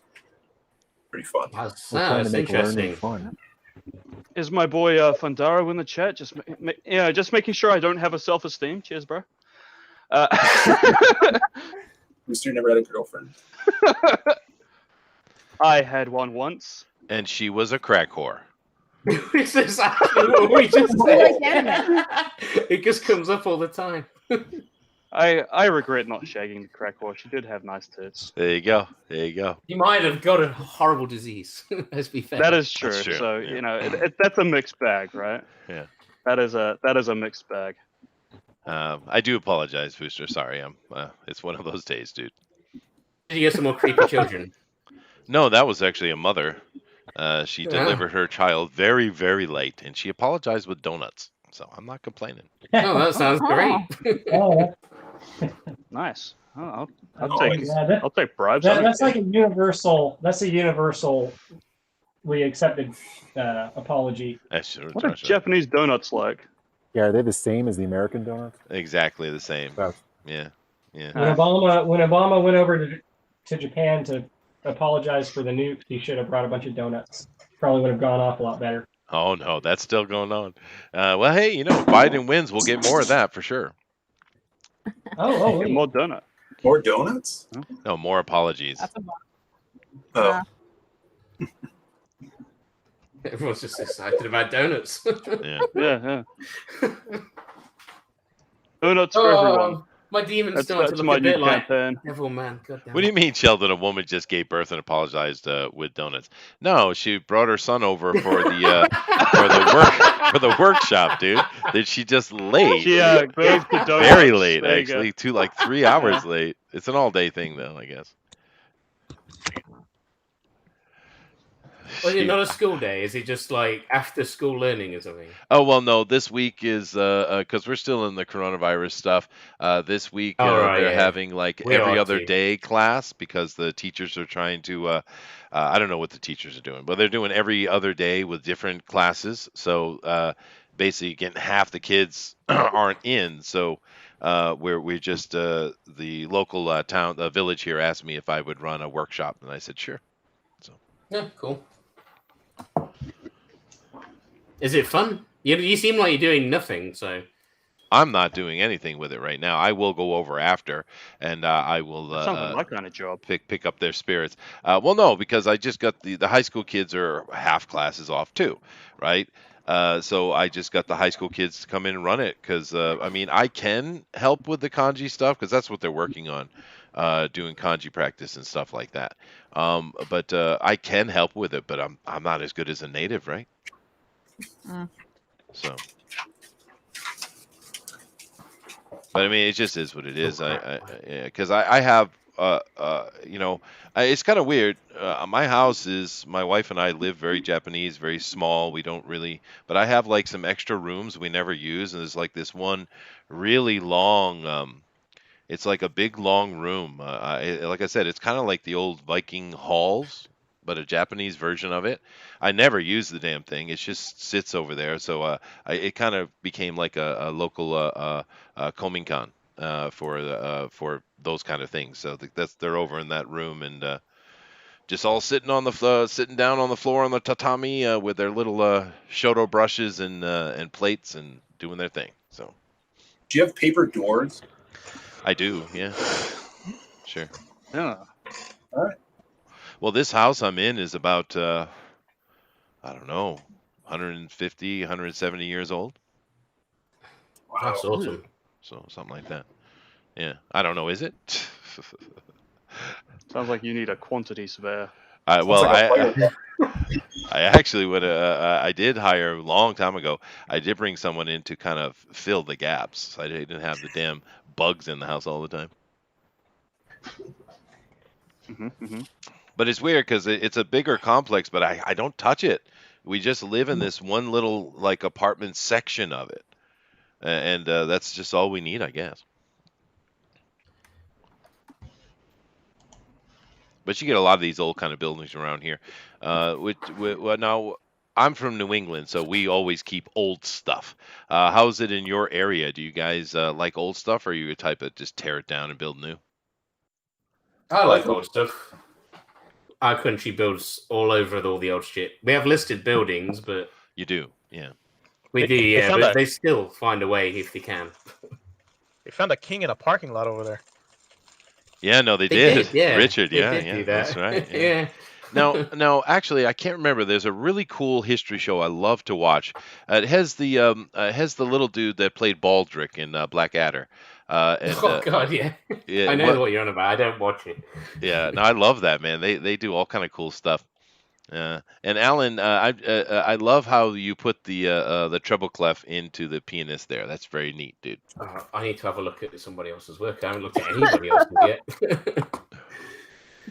It's very neat. Yeah. I love what Caesar's killing it, man. That's the bass clef. Come on, brother. That is a treble clef, my brother. That is a treble clef. The one on the boot? No, I'm talking about the one No, she made the out one of that the out of she's the holding, rope, yeah. out of the string. Oh, I didn't even see that. I'm sorry, Chester. That's okay. Brother. Just a kind of life advice. Chester's always right. I don't remember that, bro. Oh, don't give him that. Oh. I don't know. Never heard a fucking end of it. That was just AFK on it.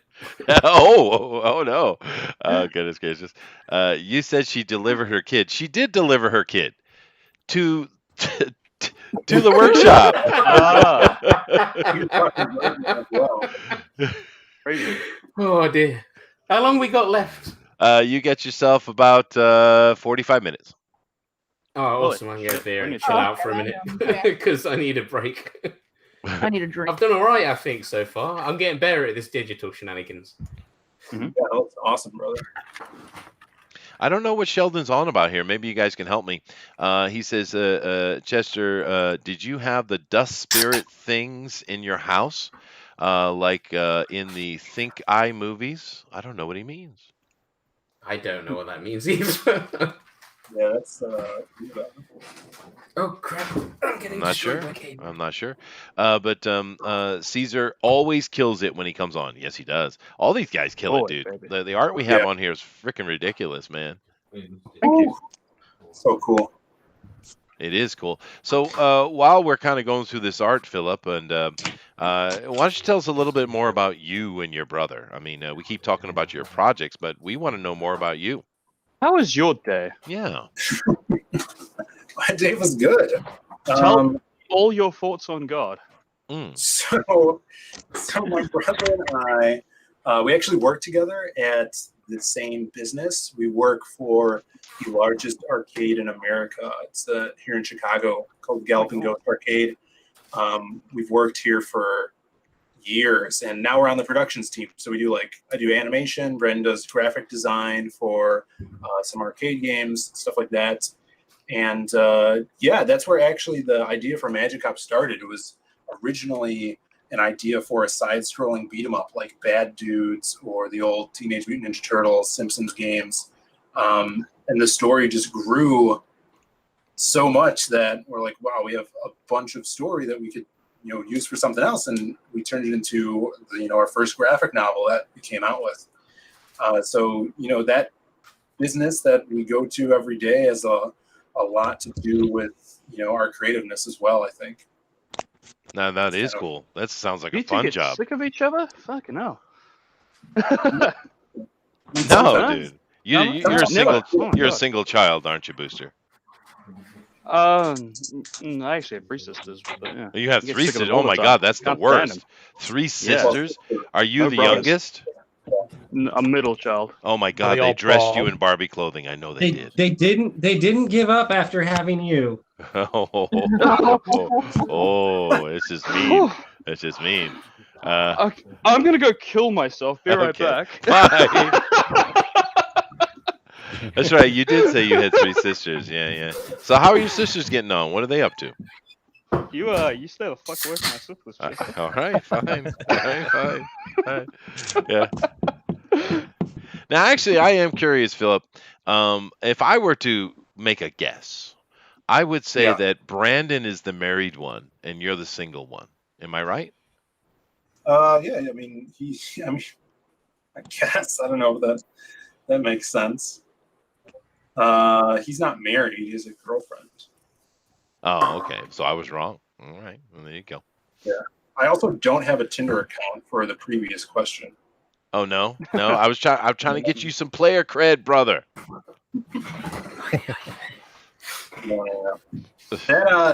That stuff is annoying and such a hassle. Who needs bitches? Am I right? Oh no. Or here we go. herpes. Well, no, because I don't know, dude. I haven't been an American like literally almost 2.5 decades. I don't know anything about this stupid. And Booster's telling me all about this grinder thing. It sounds wrong. I never told him. It sounds This wrong. is all. This is all a lie. I wouldn't know anything about that one. I don't need a grinder. Suck some dick. Well, no, it seems odd to me. It seems like the young generation are just absolutely having sex with each other every day. It's like it just seems that it's nothing but a big old inviting me. sex fest. I don't know. It's what it seems like. Where are these people? So it's not true. All right. Yeah, I don't know how well. Well, you got to remember you're talking to a bunch of artists and nerds, so I don't know how well that has gone. Like, it would be cool to see, like, the analytics of Tinder during the quarantine, like right before and then after everything went down, how Tinder's doing right now. That's interesting. Yeah, no, you're right. That would be interesting. Yeah, because I actually watch one of the YouTube channels I like to listen to is ABBA and Preach. I don't know if you guys have ever heard of them. I love ABBA. Yeah, Dancing Queen. No, God, no. Take a chance on me. There are a couple of black dudes that just talk about social commentary within the black community. Well, no, all community, I guess, but they are focused more on the black community. Young and sweet, only 17. Oh, all right, fine. I'll just shut up then. All right. Dancing Queen, feel No, the speak. beat of The Shout 'em out. We're gonna tambourine. get Oh flagged. yeah. It sounds way too much like the real song. We're gonna get flagged. We I know. are. That's true. Perfect. Doesn't that happen every week? You can dance.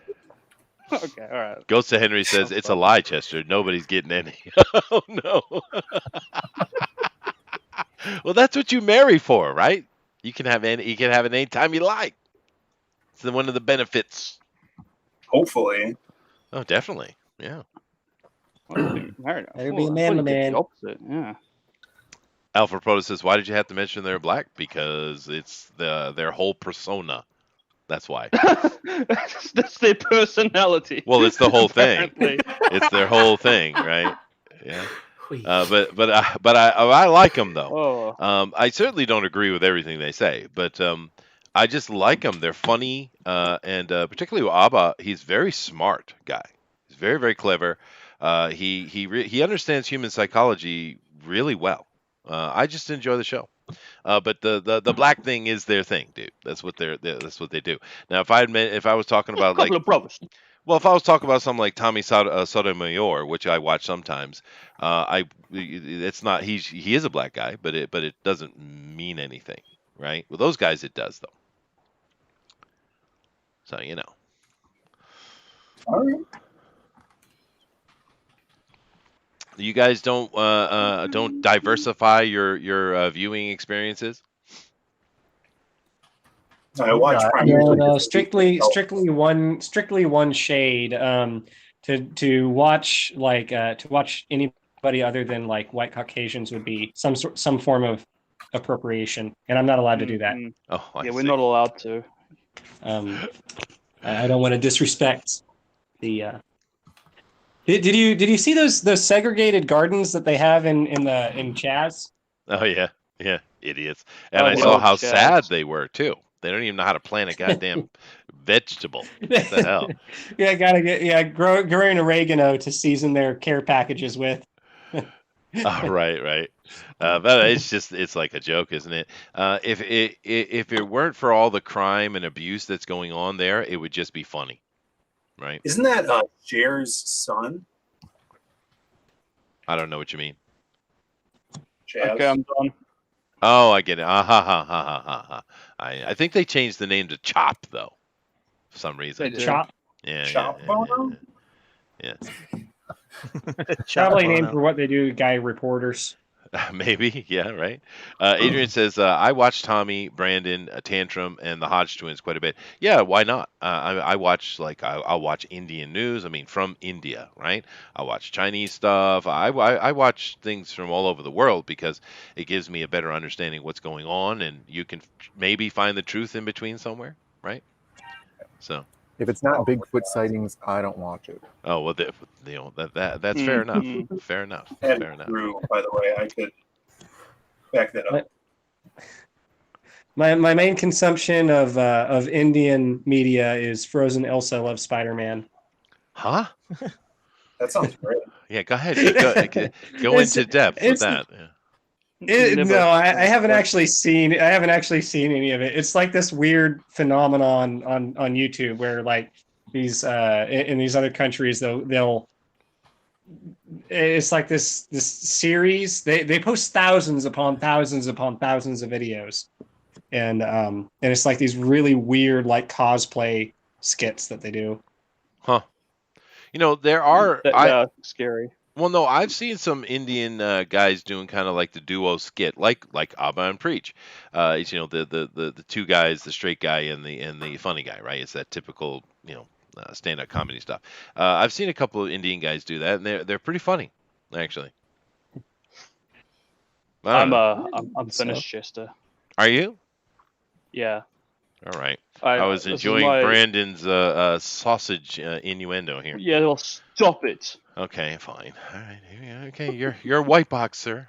All right. I'm not gonna lie. I wanted to draw the Masquerade because I really like his design, but I kind of gave up halfway through. So he's kind of like this Mickey Mouse-esque character. I love it. It's perfect. And then I drew Ezra Miller as the silhouetted guy. Why does he have a white spot at his crotch? Is it holy? That's his I'm It's 'cause guessing his it's legs. He's the gap walking. of his legs. But he Is looks that so is that his bizarre. gap? Is that his gap, Booster? No, he's walking. See? Oh, there you go. See that's Some- what you needed. Doesn't Don't walk. don't touch it anymore. Take that last line away. There you go. No, don't touch it. Don't do it. Yeah, that actually was perfect enough. Now you went and screwed it up. There you go. Perfect. There you go. So Ezra has a gap now. That's nice. Yeah. Yeah. So she was successful. It's nice. All Mhm, right. mhm. Don't ya? I apologize, Brandon and Philip. It's a. What am I going to do? What am I going to do? Mhm. Mhm. Goes to Henry says he's getting ready to choke some fat lady. Yeah, I'm surprised the media dropped that so quickly, right? I mean, that was a He's on his weird way video. to choke some bitches. Yeah. Yes. Now, tell me. I'm streaming. Oh, okay. He's talking to someone else. Tell me, Philip. Tell us a little bit more about the silhouette. What are his power set actually? Sure. Yeah. The silhouette is a shadow man, as you guys could see. But the cool thing about him is he could pull the shadow from anything. So he has these shadow guns that he actually took from real guns. They're the shadows of what used to be guns. So he could fire shadow bullets from them and affect people's shadows. And in our universe, the shadow is kind of like your life force or your, for lack of a better term, your soul. So he could actually grab you by your shadow, throw you around, lift you up off the ground from your shadow. Well, I don't want to spoil what happens at the end of this one, but he could rip your shadow out of you, basically. And it's really devastating. Other cool things he could do, walk through walls. He has a awesome 1930s car that during the day when it's out in public, it's all rusted up. It's on blocks. It doesn't have any tires. But when he walks up to it and grabs the handle, his shadow energy goes onto it and makes it look super cool. I think I have an example of that somewhere. I'll pull it up. But yeah, he could do a lot of badass stuff. He's that's pretty neat. powerful character. That's actually kind of different. What are you doing being original? Sorry. Yeah, that's what you got to do. Stop it.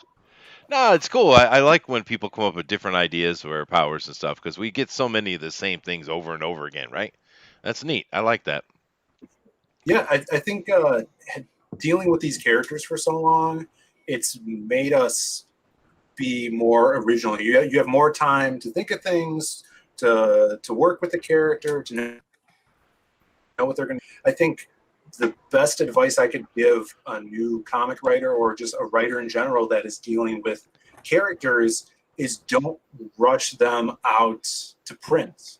I think you need to percolate a little bit with these characters, get to know them, write multiple things before you even put out something with them. So they're more complex and feel like real people. I think. No, absolutely, dude. Yeah, that's called story development. Yeah. Yeah, amazing concept.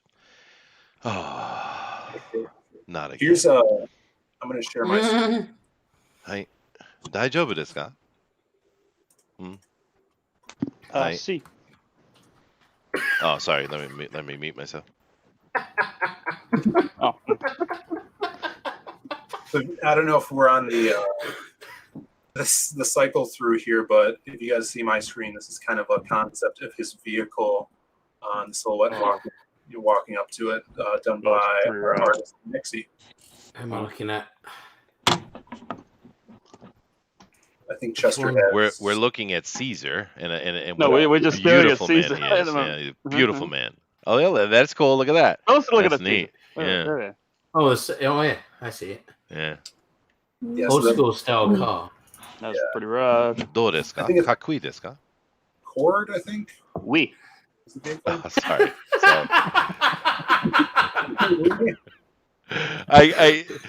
She came back. She's just not happy, so she's sitting with me now. No. Is it the same person who's still getting harassed for the kanji? No, I think she's just bored, dude. Fair enough. She just wanted to sit with Sensei, I think. How could she? School's boring. It Yeah. should be boring. Kaiju is rad as hell. She's not old. Nansai desu ka? She's not speaking now. I think she's 8. How do you say? I don't know any Japanese except Nani and Hachi 8. Is Hachi 8? Well, I have headphones on, so she can't hear you idiots. So it's all right. That's probably for the best. It is. Yeah. Yeah. Sure. Don't want to learn our kind of English. No. Yeah. Yeah, we see you waving. That was a really cool car, but I don't know if we can hear you. Oh, you're waving at the kid. I see. Yeah, I'm just making sure you're not just locked on me. Yeah, I was. I will get off of you immediately and start going through again. All right. So, this has been a really interesting show, Booster. There's some killer art here today. I mean, there always is, Good isn't stuff. it? Yeah. It's always good stuff, baby. Yeah. And I hope the people in the chat are drawing along. Yeah, me too. It better be. Yeah, just take one of these characters, draw it up, and throw it on the Twitter at #DNQFE.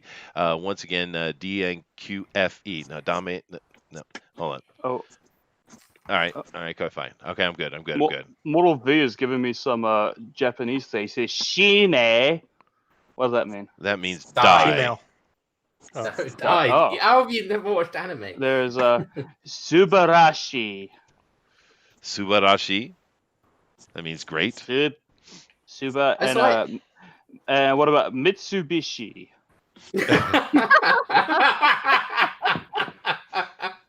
Mitsubishi means 3 stars. I'm pretty sure Booster only watches anime in dub. I'm pretty sure. Yeah. Actually, yeah. Only if the voice acting's good. Only if his voice acting's good. Yeah. Well, yeah. Well, most of the dubbed bloody anime voice acting's garbage, right? When it's English dub. Oh god, yeah. But then when it's Japanese dub, I can't stand it because they're always like either screaming or crying. Yeah. What are you watching? Are you sure he does not watching the wrong kind of stuff? I think he probably is. always like Shinotori Tsunami Karate. What? Nani? I am very emotional about this thing. I cannot believe that you would do this thing wrong. Ah! Let me ask her what anime she likes. Let's see what the kids are watching. Hold on a second. Let me mute myself. I'm curious about that. Do the kids still watch Pokemons? No. She says she likes Yokai Watch. Oh, I've seen that. Yeah. Yeah, a lot of you would be surprised. Actually, I'm kind of surprised she didn't say Demon Slayer because that's very popular with kids right now. Yeah, it's fantastic. 8-year-old kids? Everybody, surely. The animation in it is fantastic, though. Yeah, I think that's why 8-year-old kids too. Yeah. Well, yeah. I love Dragon Ball Z. All kids love that, don't they? It's still very popular here. Not with the little elementary school kids though. They're really into Yokai Watch and Demon Slayer, and but really the thing that they talk about most now is Dobutsu no Mori, the new Animal Crossing. No. All right. Did you watch Hero Academia? Is that a thing over there, or is it just over here that people love that? Oh, that's more of a teenager, young adult. That's not little kids. Oh, I see. I don't know. I watched a lot of sketchy anime when I was younger. You remember Yoroseki Doji? Not offhand, no. Legend of the Overfiend. Nope. No. Yeah. That's some sketchy anime. There definitely is some. Yeah, but the Japanese aren't hung up. They don't have the puritanical Christian upbringing, right? They're not hung up on things like that. But do I? No, I don't give a shit. I watched Akira when I was like 10, and I thought it was one of the best things I've ever seen. Which one? Akira. Akira. Oh, yeah. Akira's great. Yeah, and Fist of the North Star as well, which is obviously good in a different way. That's one of my wife's favorite. She loves that one. Yeah, I love it, yeah. It's so good. I love it when he chops that guy's arms off and throws them back to him. Are you missing something? Okay, now who in here caught the joke because someone laughed? You get 10 points. Okay. The fact I'm that your trying- wife loved the Fist of the North Star. Yeah. I'm glad you caught it. So you get the bonus 10-point smart person bonus. Good on you. I just figured because it's Dirty old full of man. like super duper burly people. No, I was being perverts because he was talking about hentai. Oh. Yeah. The fist. Wait, Yeah. I got it the minute about you said fisting, or- afterwards. I've been Never drinking. mind. I can't keep Never up mind. with this shit. Poor Caesar has to deal with these idiots. I know. I feel bad for him. I do. Well, he's Yeah. just sitting there quiet drawing, surely. He is just sitting there. We're getting to see his face. What have and, you drawn, actually? I haven't seen anything other than your face. He's got a Curious. badass gaming chair too, man. Like, he's got a nice room. I actually. would love a good chair. My chair's Yeah. I need a chair, man. What is that? What is that poster in the back there? It's actually looked like it's lit up. What is that in the back there, Caesar? Oh, it's like a Wonder Woman picture He's there. Oh, muted. that big one. Oh, it's you. That's awesome, dude. Yeah, he's got Nice. a cool. He's cooler than we are, Booster. He is way cooler. I want to be that cool. He's still muted. Ow. Though. You are muted, Caesar. Just so you know. It's just lots of pointing. How do I get that cool, Chester? He is still muted. I don't know, but he's Get a pointing. bunch of He's posters, some explaining easels. things to us. Yeah, that's what he's doing. Yeah. You're still I wanna- muted, Caesar. Is he aware? I don't think so. Oh man, I'm at the point I want to colour my picture and I can't. So I Okay, don't know what to sorry do. Sorry, Caesar. So go ahead, do it again. Where were you talking about? There you go. All right, so that is that's a convention banner that I had made, and then there's some original art that I've done up there. We got a piece over there, that long piece with the Daredevil on it. That's from Lee Weeks. Oh, He signed that for me. Signed that book that I brought over to me, so I ended up framing it. Over there, right next to that, is a picture of Timac from The Last Dragon. We've become very good friends over the years. Oh, really? Yeah, he's That's a cool, great guy. Yeah, and then I got there's a triptych that I illustrated of the Trinity for DC Comics, and every once in a while I'll paint. It's been a while though, and there's a bunch of graphic novels that I've done there, and a little bit of golf when I want to. Oh, there you go. There you go. That's cool. So that's it. That's a nice looking room, dude. I mean, I'm in my freaking kitchen. So, Really, I am too. That's crazy. Well, I mean, I thought I was the only one. Well, it's like I said, my house is a typical Japanese small place. So if I'm going to have a computer and do stuff, I need to be in a place where it's not going to make noise if my wife is sleeping or something like that, right? That makes sense. That's kind of why mine's where it is. Not that not for the wife reason. Well, the thing, one of the troubles of marrying an Asian wife, particularly a Japanese wife, is she's never going to complain to you about anything. So That doesn't sound bad. Well, no, because you need to be aware of your own shortcomings, and you need to think of her, because if you don't, you're just going to be an asshole, right? So I'm constantly okay having with to think that. of no. You're of course still better than being fucking shouted at every 5 seconds. Well, yeah, I As get long as that, but I'm not getting whinged at. I'm happy with that. I am with you on that. oh, come on, you guys know what I mean. You get my point, right? No. Oh, God. People are enjoying Caesar's room. It's a nice looking room, dude. There's a couple of them here. Philip's got a nice looking room too, man. He's got some cool stuff up in here. I like it, man. Thanks. Yeah, I got a lot of statues and collectibles. I have like every Lobo statue anyone that likes Lobo could ever want. I got Magic Hot poster in the back. Yeah. Yeah, that is cool. This little guy. Yay! I remember that the little cinnamon buns my mom used to crack the thing open. What is that guy? Isn't he the Pillsbury Doughboy? No, what is he? Pillsbury Doughboy. Yeah, that's right. Dude, show him Alteration Man. Oh yeah. You guys ever heard of it's probably big in Japan, right? Alteration Man? You'd have to show it to me. I'm as you haven't found out, I'm not a weeb at all. I know it's weird. I live here, but you literally know nothing about it. I know nothing. Yeah. Check this out. You ever seen him before? That is Optimus Prime. It's Alteration Man, actually. I got them from a dollar store. Yeah, that's definitely Optimus Prime, isn't it? Yeah. Is that the original Optimus? It's No, that's the later down the line one, isn't it? It's the original Alteration Man, guys. I don't know what you're talking about. All right, cool. That was good. He played that perfect, dude. That was perfect. Good on you, Philip. Well, actually, we had we did a really nice homage, a tribute to on the pontificators to. I forgot. Wow, how did I forget his name? He's such a legend. Zach, who is the guy we talked Denny about? O'Neil? He just passed away. Denny O'Neil? Yeah, there you go. Denny. And I didn't know this, but during that conversation, he's the one who named Optimus Prime.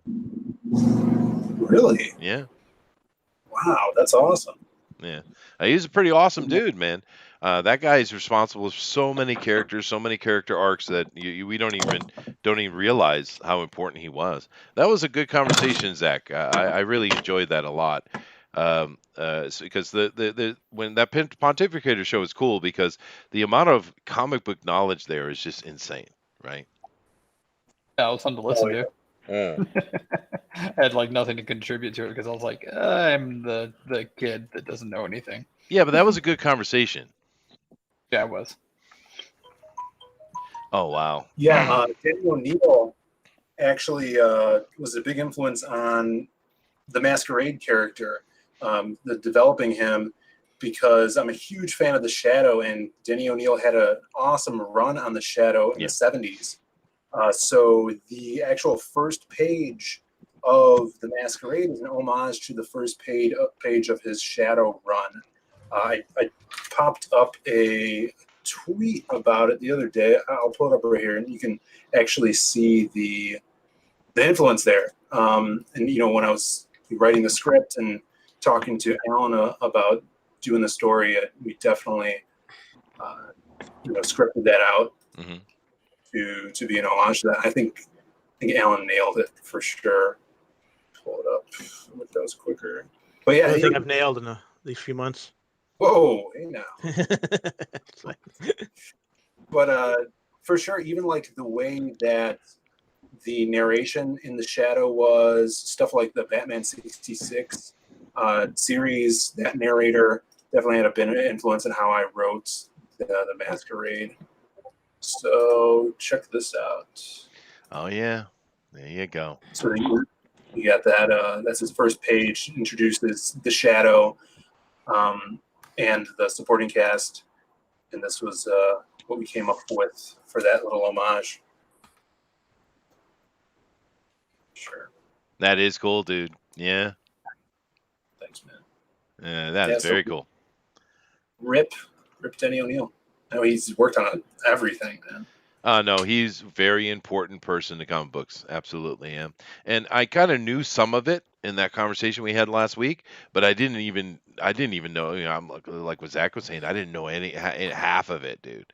It was really cool listening to that conversation, especially with Todd and Art just kind of going into it because he's a really, really important and cool guy. So certainly will be missed.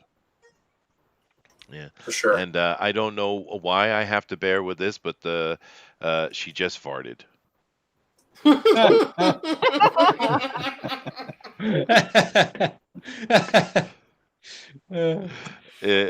How do you smell that bad? I don't know. She's smiling now. That she didn't even blink, dude. The problem is she's sitting on my freaking lap, dude.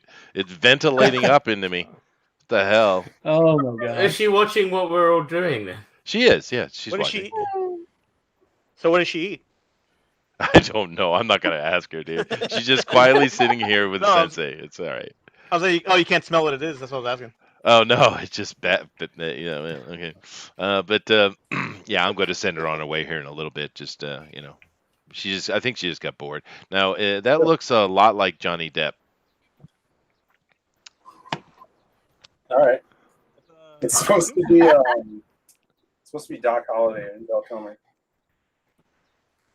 Oh, that's Val Kilmer. No, you're right. I was wrong. That is definitely Val Kilmer.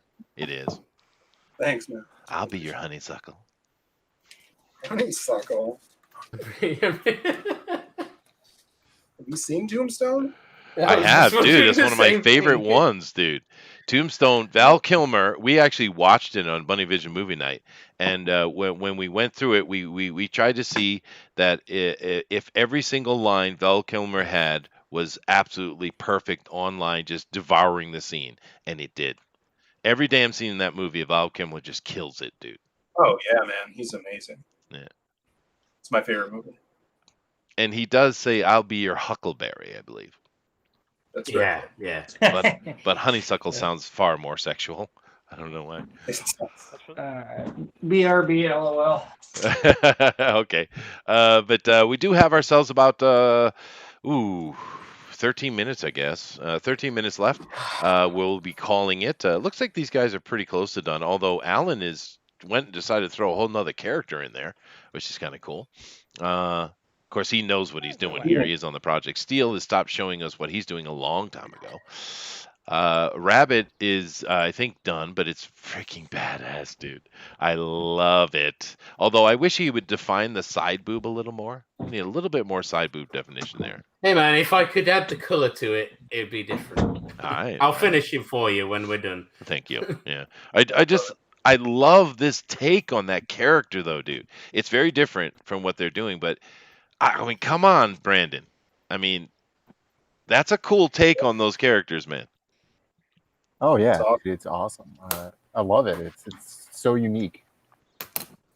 I mean, it's like something, not that, it's something that I don't see very often because it's not my style. Yeah. So it's really awesome to see that adaptation, Yeah, so cool. It is very cool. I love it. But of course, Kima absolutely murderlated it, which he always does. So it's not like I should be surprised, but damn, Kima. Oh, yeah. I mean, dude, look Kima, at why this. weren't you on Pro Edition yesterday? Oh, did he have a Pro Edition yesterday? I didn't even know if he was still doing it was a bit random. It started off with there was a lot of Mecha McCheese. Or Oxmoor or whatever the fuck. Oxmoor, yeah. No. Everyone was talking like I don't know how you can mix the two up. Yeah, no, they're certainly not similar. And how was Different Larry? people. Was Larry doing well? Completely. I watched a bit of it and I was tuning a guitar, so Oh, were you? Oh, I see. But yeah, no, I mean, come on, Philip. Look at this thing Kima's done. Look at that, dude. I love the veins in the neck, the slime. Look at all that slime. The hair is so cool. I love this, the void of lines in the hair. It just brings it all together. Really, really cool. And it's really, really good, Kima. And Caesar, we've been looking at your beautiful face here for a while, which which is a good thing. It's a good thing. But can we see the art? No. Oh. No. Perfect. You don't get to look at it. It will be revealed when it's time. All right, cool. All right, I That's get that. very You kind of like ominous. Zach. I get it. Yeah, I get it. It's ominous. I don't care for it. I'm scared. All right, hold on a second. Hi, Dozo. Oh, sorry. Damn it. Hi, onegaishimasu. How do you say my Atlanta in Japanese? Okay, I sent her on her way. I sent her back. Hopefully she'll be good for a few hours. All right. Going off to fart on somebody else. Maybe. Oh my God, it's bad enough because it's freaking summer here. It's like it's hot having someone just standing next to you, right? And then farting on me. God. Kids. Do they is it polite to announce when you fart over there? Like, do they say excuse me or anything, or is that just an English thing? I'm guessing she just sat there. She went, eh. She did. Yeah. With the adults, of course, it's the same with us. You don't really see it happen. With kids, though, they're not really taught these things until later, I guess. But they'll do all kind of weird little things like that and not even blink. You know. What, they'll just let one rip or looking you right in the eye, huh? She didn't That even blink. does sound Dude. horrible. She just kept watching the screen. Oh man. People are Do like Americans- coughing and their lungs are melting and they're just sitting there as happy as clams. Shit their pants. Yeah. Well, no, I don't think that happened. Shit, It wafted away, Booster, so it wasn't none of that going on. Uh-huh. I need more beer. It took a shit to you. Yeah. Oh, Fucking dear idiot. God. God. This is why no one likes me. That's probably true. It's probably true. Her grandpa, this girl here, her grandfather is actually a really cool dude. He's he is cool. He makes charcoal in the old Japanese way, where they'll like go on the mountain, they build like this kind of dirt mound, and it's like a giant small cave type of oven Like a thing. kiln kind of. Like a kiln, yeah, the old style one. He'll build those up, and he still makes and sells charcoal, even though he's like, I don't know what, 70 something. He still does it. That's awesome. Yeah. But he also goes and does, because I'm involved in a lot of little community education stuff, right? He also comes and he does he teaches the kids how to make little things like those things. It's like a stick and it's got like a helicopter propeller on the top, and they kind of roll their hands together and then they pop it and it goes up and flies. You So ever see he those? makes like medieval toys. Yeah. And he carves them out and he does it with little workshops with the kids, and he teaches them how to do it. He does all that kind of stuff. He's a neat guy. That's awesome. Yeah, he's a cool guy. Yeah. And I mean, he lives right over there. It's not far at all. Right over there. Yeah. Yeah, I'll have to go over and meet him sometime. Yeah. No, he's a cool guy. He also goes to the school sometimes, and here in Japan they have like a storytelling thing where they'll have like these picture boards, and on the back of the picture boards we'll have the story. And you'll take the picture board and you bring it forward, and on the back of the next panel in the back has the continuation of the story. So they'll just do this little story time with the telling the story and showing these big pictures. I mean, like kind of like the paper you guys work with, 8 by 17 or whatever it is. It's about that size. It's like a flannel board almost. Yeah. And it's really cool. It's a very traditional Japanese thing to do. But he goes over the school, I don't know, a couple times a month, and just to tell stories to the kids, because he's got, I don't know, 30 of those storybook things. I don't know. He's got a bunch of them. But it's cool. I mean, it's neat to see so many members of the community will volunteer their time to do stuff like that. That's pretty cool. Yeah, that's awesome. Yeah, it is. Do they make gunpowder? Well, not publicly.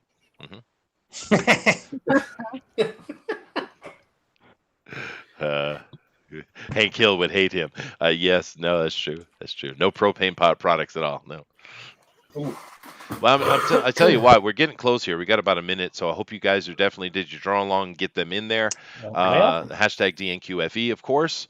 And after we're done looking at all the art, Booster will drop the straw poll, of course, and we'll take a look at the draw along. But I am going through the art here as well, and I'm not even going to question what exactly Brandon is doing with his sausage. I won't. Oh, goodness gracious. So let's see here. We're coming up to, we're going to have to stop. So Booster, why don't you go ahead and count them down and shut this down, dude? 5 4 3 1 1 stop. Wow. So enthusiastic. All right, guys, pencils down, erasers down. We're going to go through the art here and see what we had. Pretty interesting show. Of course, you guys know we're talking about the Lost pages here from Zaid Comics. And we got to see a bunch of their characters with some amazing art. We had to get to have a chat with them about the stuff, and we got to see me enjoying a young Japanese fart. So that's always that's always a good thing. People pay good money for that. Do they? I don't know. What? Why? All right. So let me come over here and go one by one and look at the art here. People. So here we go. We got Zach's piece, and Zach, are you allowed to be on the straw poll today? I'll let them decide. All right, cool. So it's optional. All right, but you're not allowed to vote for him. Okay. Okay. All right. I'm gonna be sending mine to Booster on Twitter. Okay. I gotta scan it. That's cool. No problem. So Slide in my DMs. now Brandon and Philip, Yes. because we have guests here today, so we do enjoy having your opinions on each piece of art. So what do you think about what Zach has done here? Zach, this is all. I love the grayscale stuff on here. Put a lot into it. All these characters. I love the pose with Taz on the bicep of Krim. That's so cool. Dude, this is awesome. And the way that his hair breaks the border at the top, sweeps out. That's really cool, man. Great job. This is so sick. Man. Yeah, Zach is pretty good at that stuff. It's fun characters to draw. Thank you. Yeah, this is a great composition with everything going on here. Awesome. Threw the pianist in there in the back. Yeah. He did, yeah. You got a lot of characters in there. It's a really good piece, Zach. All right, so if you guys like what Zach has done, definitely vote for him in that straw poll, guys. Let's move down here. Of course, next we have Alan from the Howl Comics. So what do you guys think? Ooh. Yeah, I'm glad you pointed that out to me, Chester, the treble. Oh, no. Well, I don't know if is this cheating. He draws the masquerade in the book. It's definitely cheating. I'm cheating. It kind of seems like cheating, yeah. It does a bit. It's so cool, though. It is. Everything, he's so dynamic with his stuff here. The straight razor coming at you. If this was a 3D image, you'd be dodging out of the way of that straight razor. Absolutely, yeah. And it's neat, too, because we're very used to Alan's... we still don't know what to call it, but his cartoonish-y style that he has. But he's been doing several weeks here where he's not doing that. He's just doing straight-up stuff. So it's cool, though. I love it. So if you guys like what Alan has done, definitely vote from the straw poll. Of course, keep in mind that is the Howl Comics. Booster, do you have Steele's art up yet? Nope. He promised to slide in my DMs. He didn't. He lied to me. He lied right to my face. I don't care for it. All right, I'll come back to him then. Let me go over to Rabbit. Now, Rabbit, I love your art. I've been, drooling over it here for weeks and weeks. But this is my favorite thing you've done, dude. Mm-hmm. I love it. I don't know why. It speaks to me, dude. I don't know. Maybe it's just because I went straight anime instead of trying to draw what everybody else draws, if you know what I mean. Yeah, maybe. Anime is not really a thing people draw, so. So you're saying be true to yourself is That's right. the message of the day. That's right. Well, it's either that or draw traditional. It's because I'm not drawing traditional. I could paint you a picture instead. Paint it for me. I'm not allowed to use color, remember? I'm a traditional artist. Paint me like one of your Kiwi boys. Oh, God. But Philip, what are you thinking? I'll draw you with handcuffs on. That's what you are. Prisoners. He likes that. Don't give him those things. Philip, what do you think about Rabbit's piece here today? I love that it's a totally different style. I don't think I've ever seen our characters drawn in a more of an anime style. This is really, really, really cool, and it gives me ideas in the future for what to do with these characters. Yeah, no. Maybe there's a part of her mind that loves this kind of style anime stuff that they jump into or something. I think it would be cool. I mean, she looks great. And Krim here, that's a very Oni-esque as far as more the modern anime vision of an Oni. I don't know if you guys probably know that as well, but it does not the horn, the old style Oni, but the more modern look. It's very cool. Yeah. Yeah. Very neat. Great job, man. All right, so move, and of course, if you like what Rabbit is doing, definitely go over there and vote for him in the straw poll. Coming up next, we have Keenma, who came in quietly and just absolutely murderlated it to death. My God. Oh, cool. That's cool. Look at that Murderlated, man. Unbelievable. Gross. Go ahead, Philip. No, the tongue's gross. It's freaking me out. It is awesome. Yeah. Yeah. I mean, Keenma always does a good job, but damn. It's This really, is really reminding good. me of like that Todd McFarlane Venom, mouth. Yeah, no, right? Yeah. He doesn't seem to have the mouth. It reminds me of like a character card from like an old Marvel board game or something like that. Like, Oh, yeah. Like That's just the cool. way that the character looks is awesome. Yeah, so it is cool. really Good job. neat. And that hair Very is neat. so cool. Well, thank you, Keenma. It's a really No good looking problem. piece. And if you guys like what Keenma's done, please vote for her in the straw poll. Coming Don't up, vote we have the enigmatic and mysterious Caesar, who's going to share his final piece. Please, sir. Okay. We get to see it. I mean, I like what I'm looking at now, brother. That's true.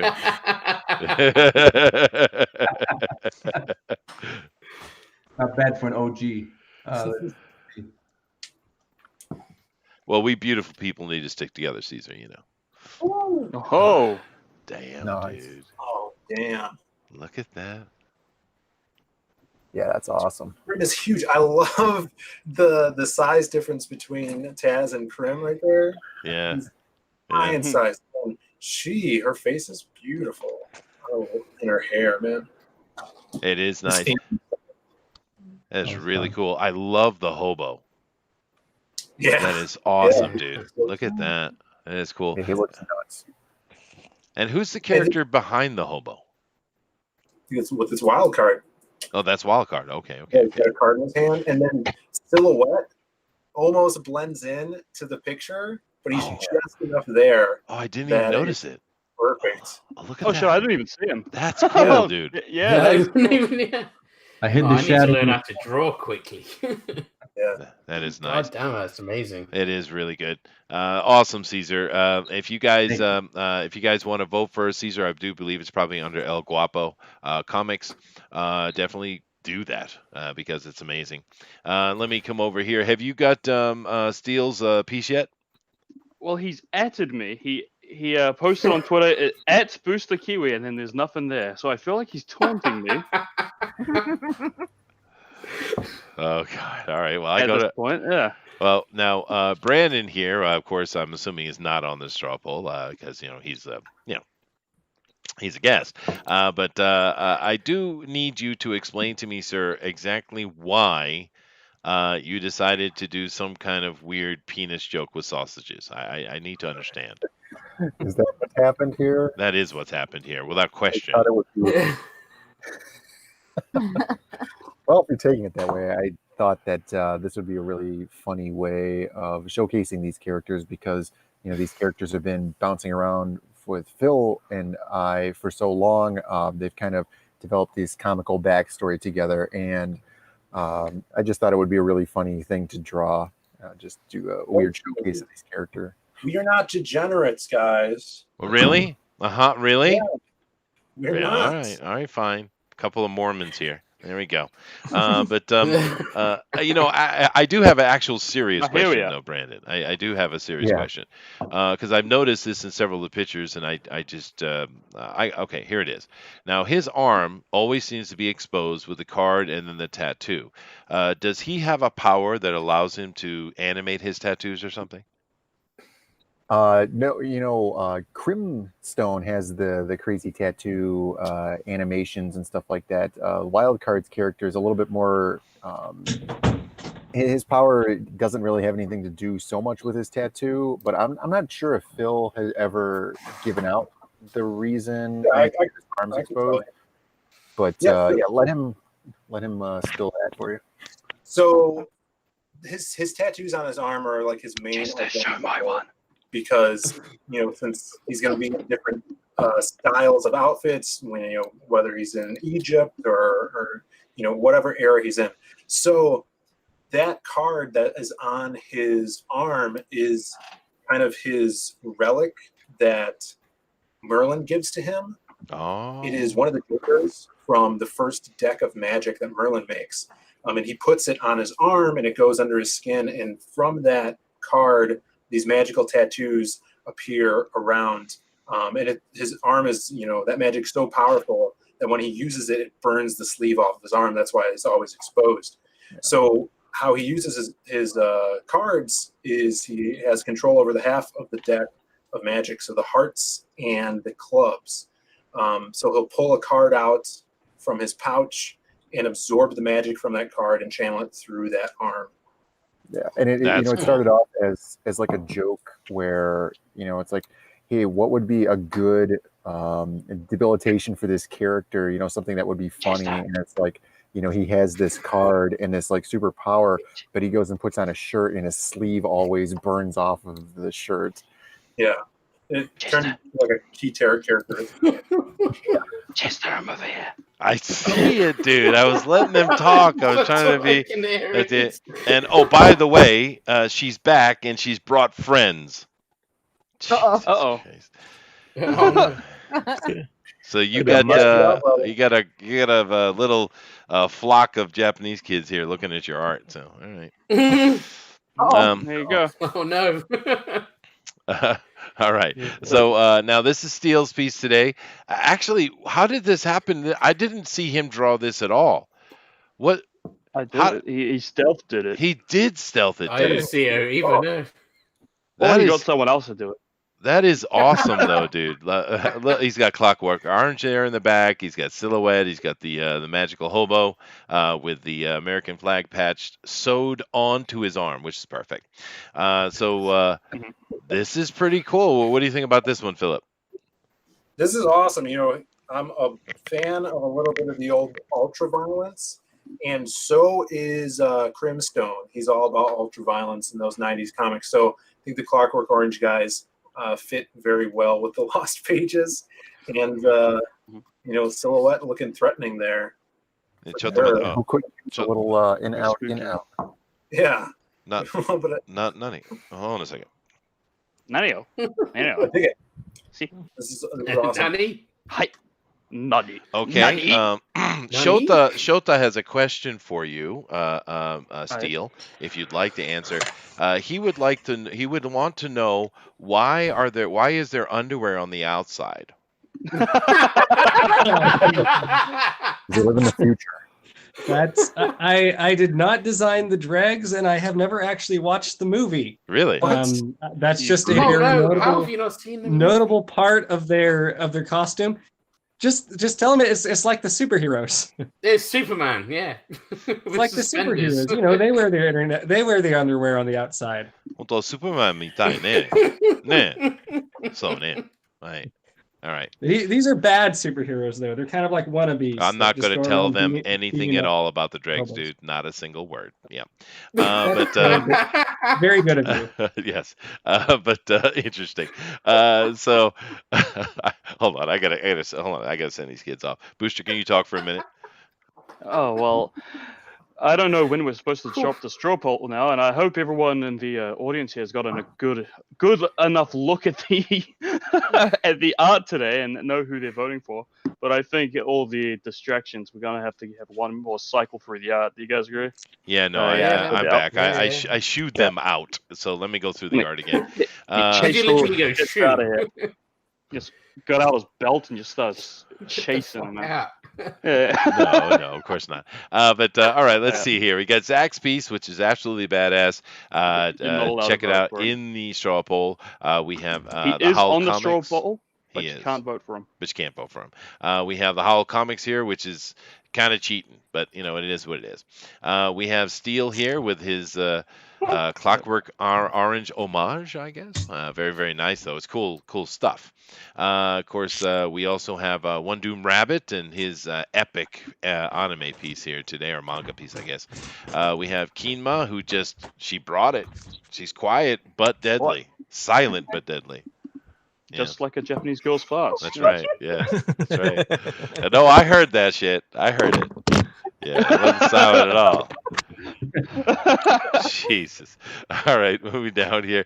We have Caesar, which is wow. Just Caesar. You know, what do you want, dude? El Guapo Comics, of course. We have this isn't on the show poll, but we definitely want to take a look at Brandon's thing, and that's it. So yeah, we got 1, 2, 3, 4, 5, and 6 actual pieces that are on the straw poll. So Booster's going to go ahead and drop that, and then we're going to take a look at the draw Right meow. right now. Right meow. I shouldn't have sent him off. I could have got one of the girls to say it. Oh well. Oh yeah, you should. Here we go. You got the old girlfriend. All right, there you go, guys. And now I just got to find the old hashtag. That seems a bit. Zippity doo dah, zippity. We can't Not sing this allowed to song sing that anymore song because it's anymore. somehow racist. It would have been great if you could have said gay, but it's not gay, is it? It's just. Yeah, it would have rhymed better. That would have rhymed. Yeah, it would have Gay rhymed would better. have rhymed better with racism. Yeah. Yeah. Yeah. Oh, well. Better. Bad link. Yeah. Don't you tell me about bad links, Ray Fulu. That's a good link. Don't you say that to my face again. Is it? Let me check. First one bugged out. All right. But here we are. First one is Jason Gonzalez with it's Crimstone, right? Not Crimstone, as I've been saying. Crimstone, yeah. You're right, Crimstone, brother. Looking awesome here. I Very like nice. this. People are really kind of keen in on the earrings, though, isn't he? Yeah. But it's cool. It's a metal vibe. So, just a quick question, Brandon and Philip. Crimstone, he's not human, I'm assuming. Is he a demon, or what's the deal with him? He's imaginary, isn't he? He's an imaginary friend. That's right. That's right. Yeah. I already knew the Dude answer. Rabbit listens. He does. I know. There's a story about them coming out pretty soon. It's on Indiegogo right now. Yeah. So it's imaginary, but it's like a construct type of thing. So you get that kind of back and forth, like Eddie Brock and Venom. So only she could hear him talk and she could see him, but the reader also sees him. And when she's fighting and kicking ass, she gets super strength from him. But everybody in the comic sees her, and we see Crim beating everyone up. So it's literally just her fighting, but with his confidence.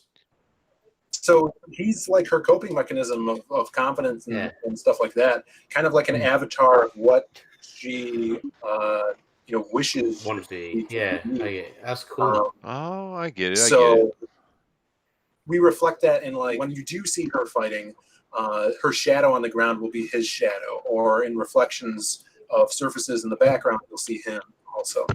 So have a lot of fun with it. Oh, that's neat. Okay, more cleverness. These guys actually have original ideas, Booster. I don't know what that's about.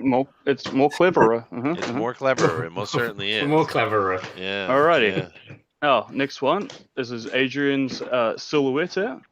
That's awesome. That's nice, dude. Pretty I cool. like I that. like that. Yeah. I have to do something, Booster. Mortal V is pointing guns at me, so I have to say let's do this. Yeah. Zippity doo dah, zippity day. My oh my, Booster Kiwi is gay. How was that? That works. That works. That was perfect. Yeah, it was very good. Very good, Mortal V. Very good. How many times have we been flagged so far? Agents? Oh, within the first 30 seconds, I'm sure. Here's Adrian's one here with the wild card. Yeah, it's neat. Looking like a swashbuckler. Nice. The ladies like him. With the ladies. Style pose right there. Yeah. Struggling up to his beard. I love this. Oh, blue. This is Blue Moon cartoons with the magic Ooh, books. I like that one. That is freaking epic, dude. Look at that. Blue Moon has my vote. That's so good. Right, right. Let me tell you something. I like to think Oh, there's that's absolutely great. nothing written here. right, right. Let me tell you something. His feet make me laugh. This is just so cool. This is great. Oh, he looks like the Felix Colgrave. He looks like something from Felix Colgrave art. Oh, who did I this? have no idea what that is. This is Blue This Moon is cartoons. Blue Moon He's awesome. cartoons. Yeah, At he's 68, Doug Smith 68. well, kind of That is a lot of assumed it's a he. We don't know if it's a he or she, but it is awesome. How's that? Oh, my apologies. I'd hate to assume your gender. Yeah, you want to do Tolfer that. needs to promote his comic, so I think Tolfer is done with his 22-page comic Sounds like it. and now needs to promote his comic. That's awesome. Right. Yes. He also wants a birthday shout out. Happy birthday to you and Happy your comic. birthday. Very nice. Very nice. That's awesome. I love that. It is cool. And yeah. excellent Bobs. 10 out of 10 with the Bobs. Great. Yeah, I agree. Nice. Mhm. Yeah, well, Booster is the Bob judger. That is true. I am. I judge all Bobs. Which is weird because you Silently. don't even like Bobs. I love them. You kidding me? Yeah, even if you want to go with the gay jokes, Chess, even gay dudes love boobs. You kidding me? That's Everyone true. loves So titties. maybe I I do should have hear went with a that. transgender joke instead. If you want to go with a tranny thing, I don't know. I don't care. Whatever it is, I love some titties. All right. And then JCM with his masquerade. Happy birthday, Yeah. Tolver. Happy I birthday, like dude. that. Yeah, that is Happy very birthday, cool. Look at Tolver. that. Look at that. That's cheeky. It's Yeah. got a cheeky. I think grin you on it. missed one. And, though, Booster. That's because I was showing the pencils first. Then here's the inks. Oh, I see. Okay. Mhm. Good You on see, you. I have a method to my badness. So thank you very much, Joe Macron. So you have a method to your badness? Okay. That's I what said I thought mad- he said. Yeah, I thought he said I said badness. I said madness. He definitely said badness. No, See? don't you Even mock your my fellow, innocence, fellow you piece- countryman agrees. So you lose You on that. piece You of mistook shit. my madness for badness. I will fight you both. I am scrappy. Yes, and you I are. and I'm short enough to I am short enough to use your balls like a boxing bag. Next image, the legend was next wildcard inked. Yeah, nailed that tattoo. That's perfect. With the ladies. Wildcard is definitely the most gonzo of the group. That sounds sexual. All right. Sheldon There he Martin. goes. Oh, look at this. No, hold on a second now. I know it. Hold on a second now. We know Sheldon's a great artist. He comes in here. That's and, awesome. draws with us, but That's damn, pretty sweet right there. Yeah, that's that is awesome. Really nice, dude. Oh, Yeah. No, I hope Sheldon Martin gets work. He's getting really It's good. got a nice Barry Kitson vibe to it. Yeah. His version of Taz reminds me of April O'Neil for some reason. Yeah. No. Yeah. Because she's got big titties, or Yeah, maybe.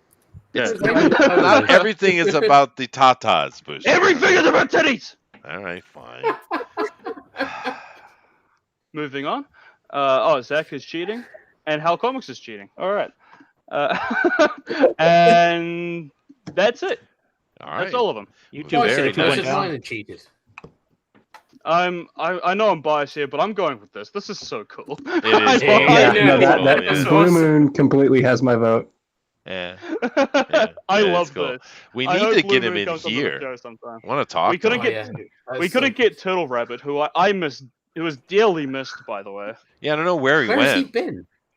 Yeah. I saw one post from him, and it wasn't even an art. He said something and then gone again.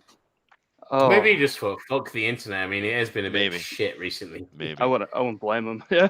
Yeah. But you're dearly missed by me, Turtle Rabbit Fox. This was always one of my favorites. Yep. Yeah, the Yeah, comedy so- was great. But now I have a Blue Moon cartoons. Then you do. All right, guys. Let me go through the art real quick so I can look for myself. I'm gonna make my votes. So we got Zach here, of course. We have Alan. We have, of course, I know what Steels looks like. We have rabbits. We have Kima is showing landscapes. That's okay. I'm Caesar. sorry. No, that's okay. That's okay. And of course, we have Brandon as well. And what is Brandon doing? Oh, he's still doing the sausage thing. Okay. So I don't know. I Here's gotta mine, go. too. I'm gonna go vote. I have to go vote. Oh, look at that. That's pretty cool. All right, let me get over here and vote. So I'm voting. Oh, why did it do that? I don't want it to go over there. What the hell? You're not supposed to be over there. You're supposed to be over here. That's awesome, dude. All right, let me bring this back I up. wish I could have drawn traditionally. All right, there we go. All right, fine. Let me get over here, and now I can vote. All right, so who am I going to vote for? Caesar, Keenma, Rabbit, Steele, Allen, or Zach? It's kind of hard.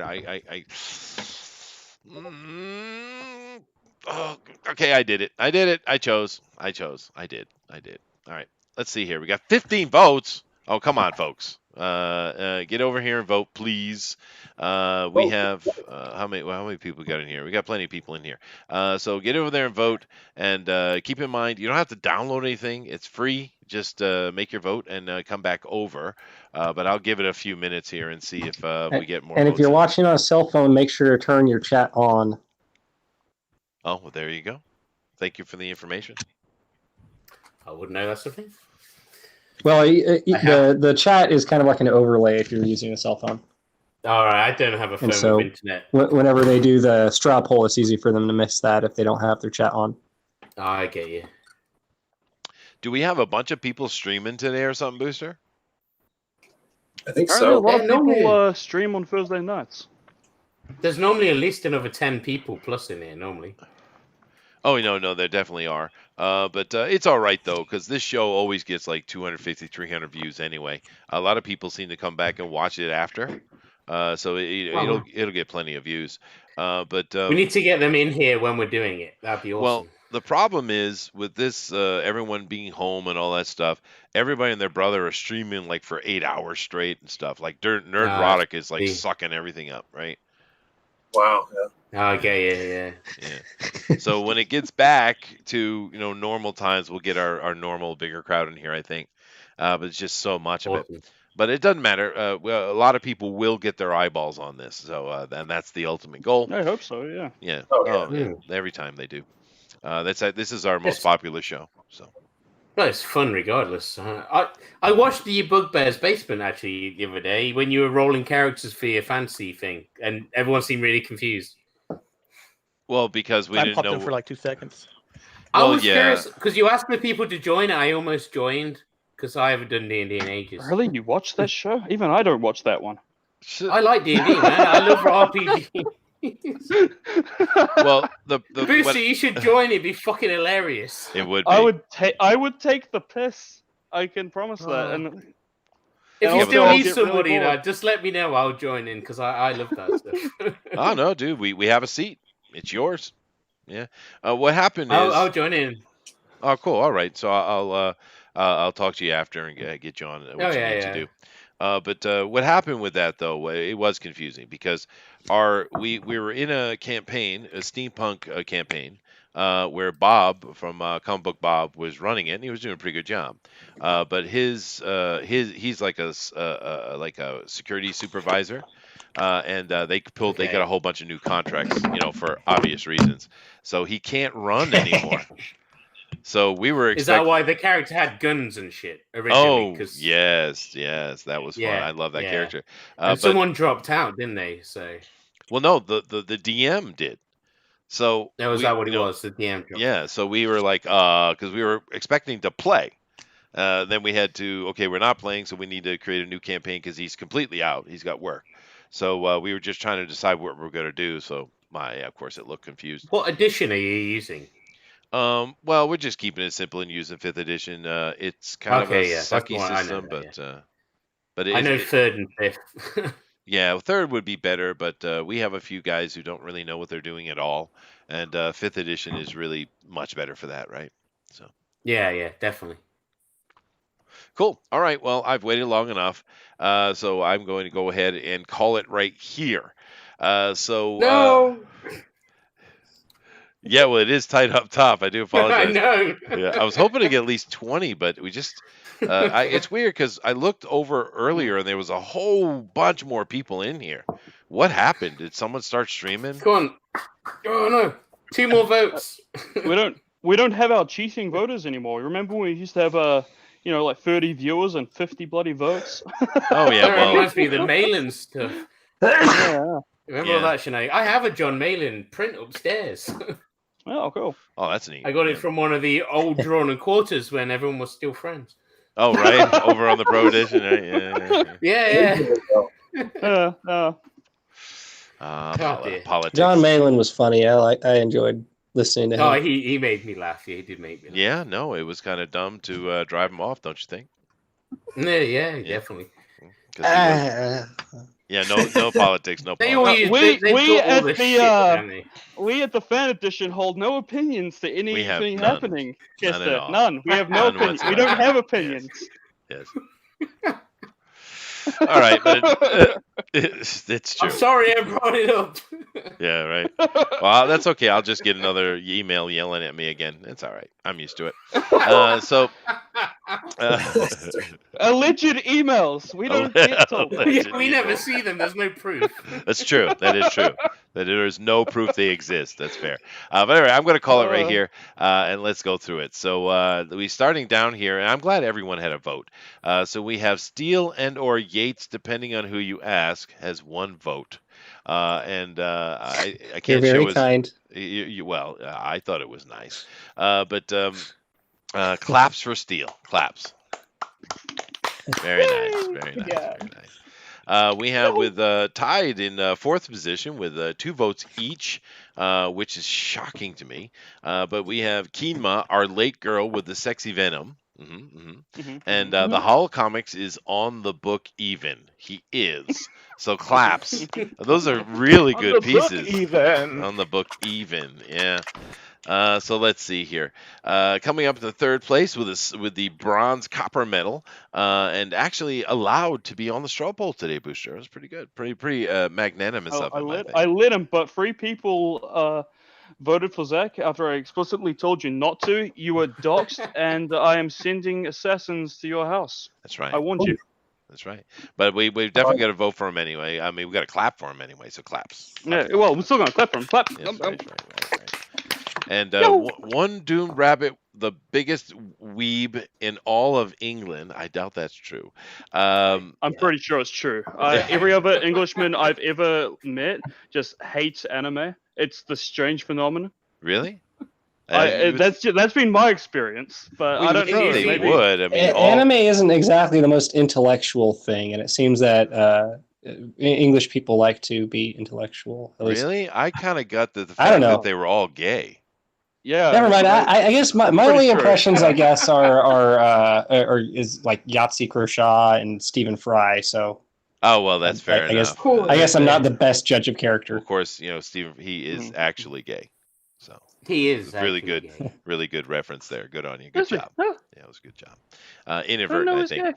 But yeah, no, I like Stephen Fry. Why don't say shit about Americans? Nah, it's just I'm joking, of course, but it's a weird, perception.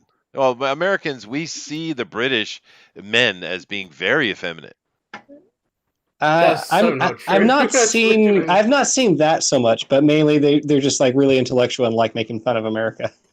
Oh, they do love that. Everyone does that. That's not true either. Yeah, well, everyone. Well, yeah. I mean, look at what's going on.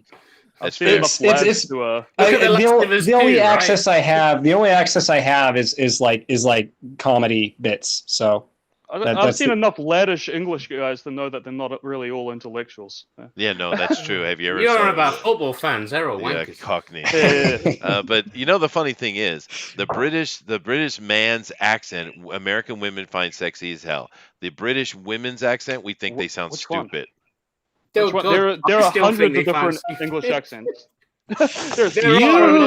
Move on, Chester. You haven't been on Doug to Naples channel when Catherine gets on, do you? Anyway, big claps for One Doomed Rabbit from England with his silver medal, please. All right, and then the winner, deservedly so, Caesar won't let us see his art.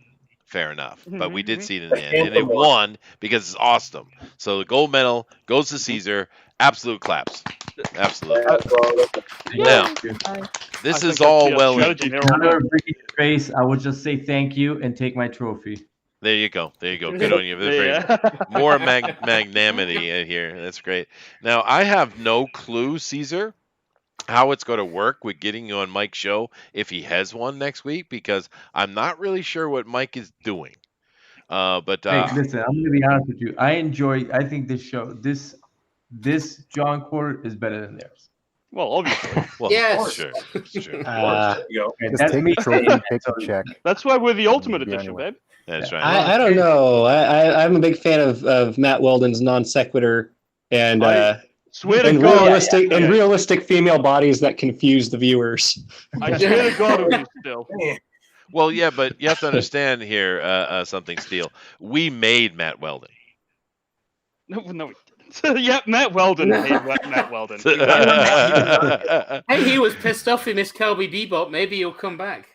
Hope he does. We do love having Matt back. He is an absolute monster. Love Matt Weldon. He's one of my favorites. Yeah, he's amazing. I've got a bunch of his art to color. I have, so that'll be awesome. I think we kind of put Philip out. He doesn't like us saying anything negative about Mr. Miller, so I apologize. Philip. The opposite. Yeah. I don't like people saying positive things about Matt Weldon. Oh, Matt Weldon's badass, dude. Yeah. And we love Mike. We love Mike. He's one of our favorite human beings for sure. Was that good, Booster? Does that sound believable? Trade. Yeah. That was good. You Right, sound like I sold it. being held at gunpoint. Yeah. But anyway, I will do my best, Caesar, to see if I can't work it out and see what's going on with that. But anyway, thank you guys for coming in and being part of this. It's always a lot of fun. We love doing the show. We love the draw-alongs. We love the amazing art. And we love the cool projects. And the Lost Pages is absolutely a cool project. Go check it out on Indiegogo. I know Mortal V has already put it up, and I'm sure he'll do it again. It's a beautiful looking project. It's got a bunch of people from our community in it, and I'm very happy. So what I'm going to do here is go down and let everybody give their closing comments. I will end with Philip since he's the Zaid Comics spokesman. So keep in mind, Philip, that when you end with your final comments, you also need to give us a namaste at the end. Okay? All right. Yeah, good. All right, let me start over here with Zach. Go ahead, Zach. Oh, okay. You can find me on Twitter at Zach_DB, and Golma is still in demand for a short period of time while I wait for the other people that are supposed to be doing things for me get the things to me so that I can get the things to Chester so he can do the thing. So, yes. And the thing. Well, that's beautiful. Wow. It is beautiful. But definitely go check out Golma, guys. It's amazing looking art on that project. It's really beautiful. And of course, Zach is one of my favorite people in the whole world. He is the golden boy. Wow. Say that right in front of me, you piece of shit. Yeah. Thank you, Zach. Moving over here to the Howl Comics, sir. You can find me on Twitter and Instagram at the Howl Comics. As mentioned before, I am on the Lost Pages, so check that out. I'm working on a page right now. And little extra thing I want to say, I did fall in love with this show. I do find like this show is better than Mike's. I want this show to get stronger. And thanks. Oh, thank you. Awesome. Rock on, dude. So Steele. Yeah, I'm going by Steel Pin Fiddler. I'm actually working on a webtoon right now. And it's going to be under Steel Pin Fiddler on Webtoon. The title of it is going to be Starvation. It was originally for the Heart entry for the Brain and Heart Webtoon contest, but I don't think I'm going to be able to get out in time. The first episode should be coming out within the next week. So. Sweet, awesome. Well, thank you very much. And once again, that is Steel Pen Fiddler. I know it sounds dirty. Yes. Yes, perfect. All right, moving over here, we got One Doomed Rabbit and that epic icon he's got going on. I love it, man. Just sitting on the stage, just killing it. Go ahead, dude. Oh, I don't really have much going on. I'm working on a manga, actually, but I have to get further through it. But if you want to look for my art, you can find me on Twitter and Instagram at @OneDoomedRabbit. That's about all at the minute. I don't update very often. I'm a bit lazy. That's all right. They can find you here. We get to see your cool art every week. It's awesome. All right. Well, thank you very much, Keenma. Yo. Now, is Keenma somehow affiliated with quinoa? No. No. Okay. No. Well, go ahead and tell the people what you're working on, where you can be found. They can find me on Twitter at KimMaria2. I'm currently working on my own comic. Slowly getting the writing done, so I'm not getting much art posted these days, but I'm sorry. And I'm sorry for being late tonight. Oh, no. I'll We're happy. I'll forgive you this time, but only this one okay. time, okay? Yeah. All right. Great Next piece time, today. who's just going to get angry? We'll try to love you anyway. Oh, okay. All right. You don't want to see me angry, do you, baby? I don't know. Is that a challenge? What was that? that was creepy. Is this how you hit on women, Booster? I think we found the problem. Is that it? That's what I've been doing this whole time. I also stare at them, like never blink. That's been my whole thing. That was hanging out in front of yoga classes. Right. Maybe a week. But no, Like a come on. fake That was like grass. it was desperate, but yet creepy and smoky at the same time. Voorhees mask. It's wow. Yeah, you don't. Yeah. Not doing it for you? Oh man. I do apologize, Kima. You are loved. I gotta change my entire MO. You do. Anyway, of course, today's champion, before I get to our guests, and just an amazing piece today, Caesar. Go ahead and tell the folks where you can be found, man. Absolutely. You can find me at Twitter at Cesar Feliciano. Also on Instagram at The Art of Cesar Feliciano. I have a Facebook page. I do update that from time to time. It's also The Art of Cesar Feliciano, just like the banner back there. But you could also, hey, listen, if you you like what I did and you want to hire me for commission, or if you have a project that you want me to help you with, you can just go to elguapocomics@gmail.com. Send me a message there, and yeah, that's it. It was fun drawing these characters. I think. The brothers Diaz have something special cooking here, and it's good to have those guys on. They're really big comics fans, and I wanted to. They really helped me to elevate my piece tonight to do a good job. So thanks for everyone that voted. I greatly appreciate it. Wow, he went and made it professional and everything. It's very nice. Thank you very much, Caesar. And of course, we appreciate everybody coming on here and all the great art we have. So let me go over to Brandon, and we'll end with Philip, of course. And so, Brandon, how did you enjoy tonight? What did you think? I thoroughly enjoyed everything. All the pieces are so amazing. I love seeing everybody's style and take on all of the characters that we've been working on for so many years. It's so cool. Just seeing like the visions that everybody has for these characters. It's just unbelievable that people would be so into what we've come up with for the past 10 years. It's just awesome to see. I really appreciate everything everybody's done, and I look forward to getting them on Twitter, because there's some really awesome pieces that I definitely want to save and keep around forever. It's just awesome. It's funny. I had a great time drawing this wild card and Scar fighting over these sausages. Really funny. So cool opportunity to do that, because I'm sure I would have never done that anywhere else.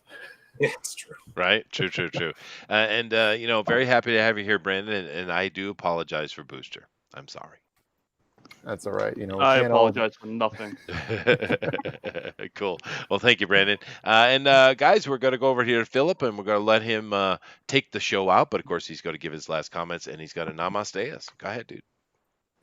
Yeah, thank you for having us on. The pieces were awesome. We love coming here. It was a blast when we came with Magic Cop.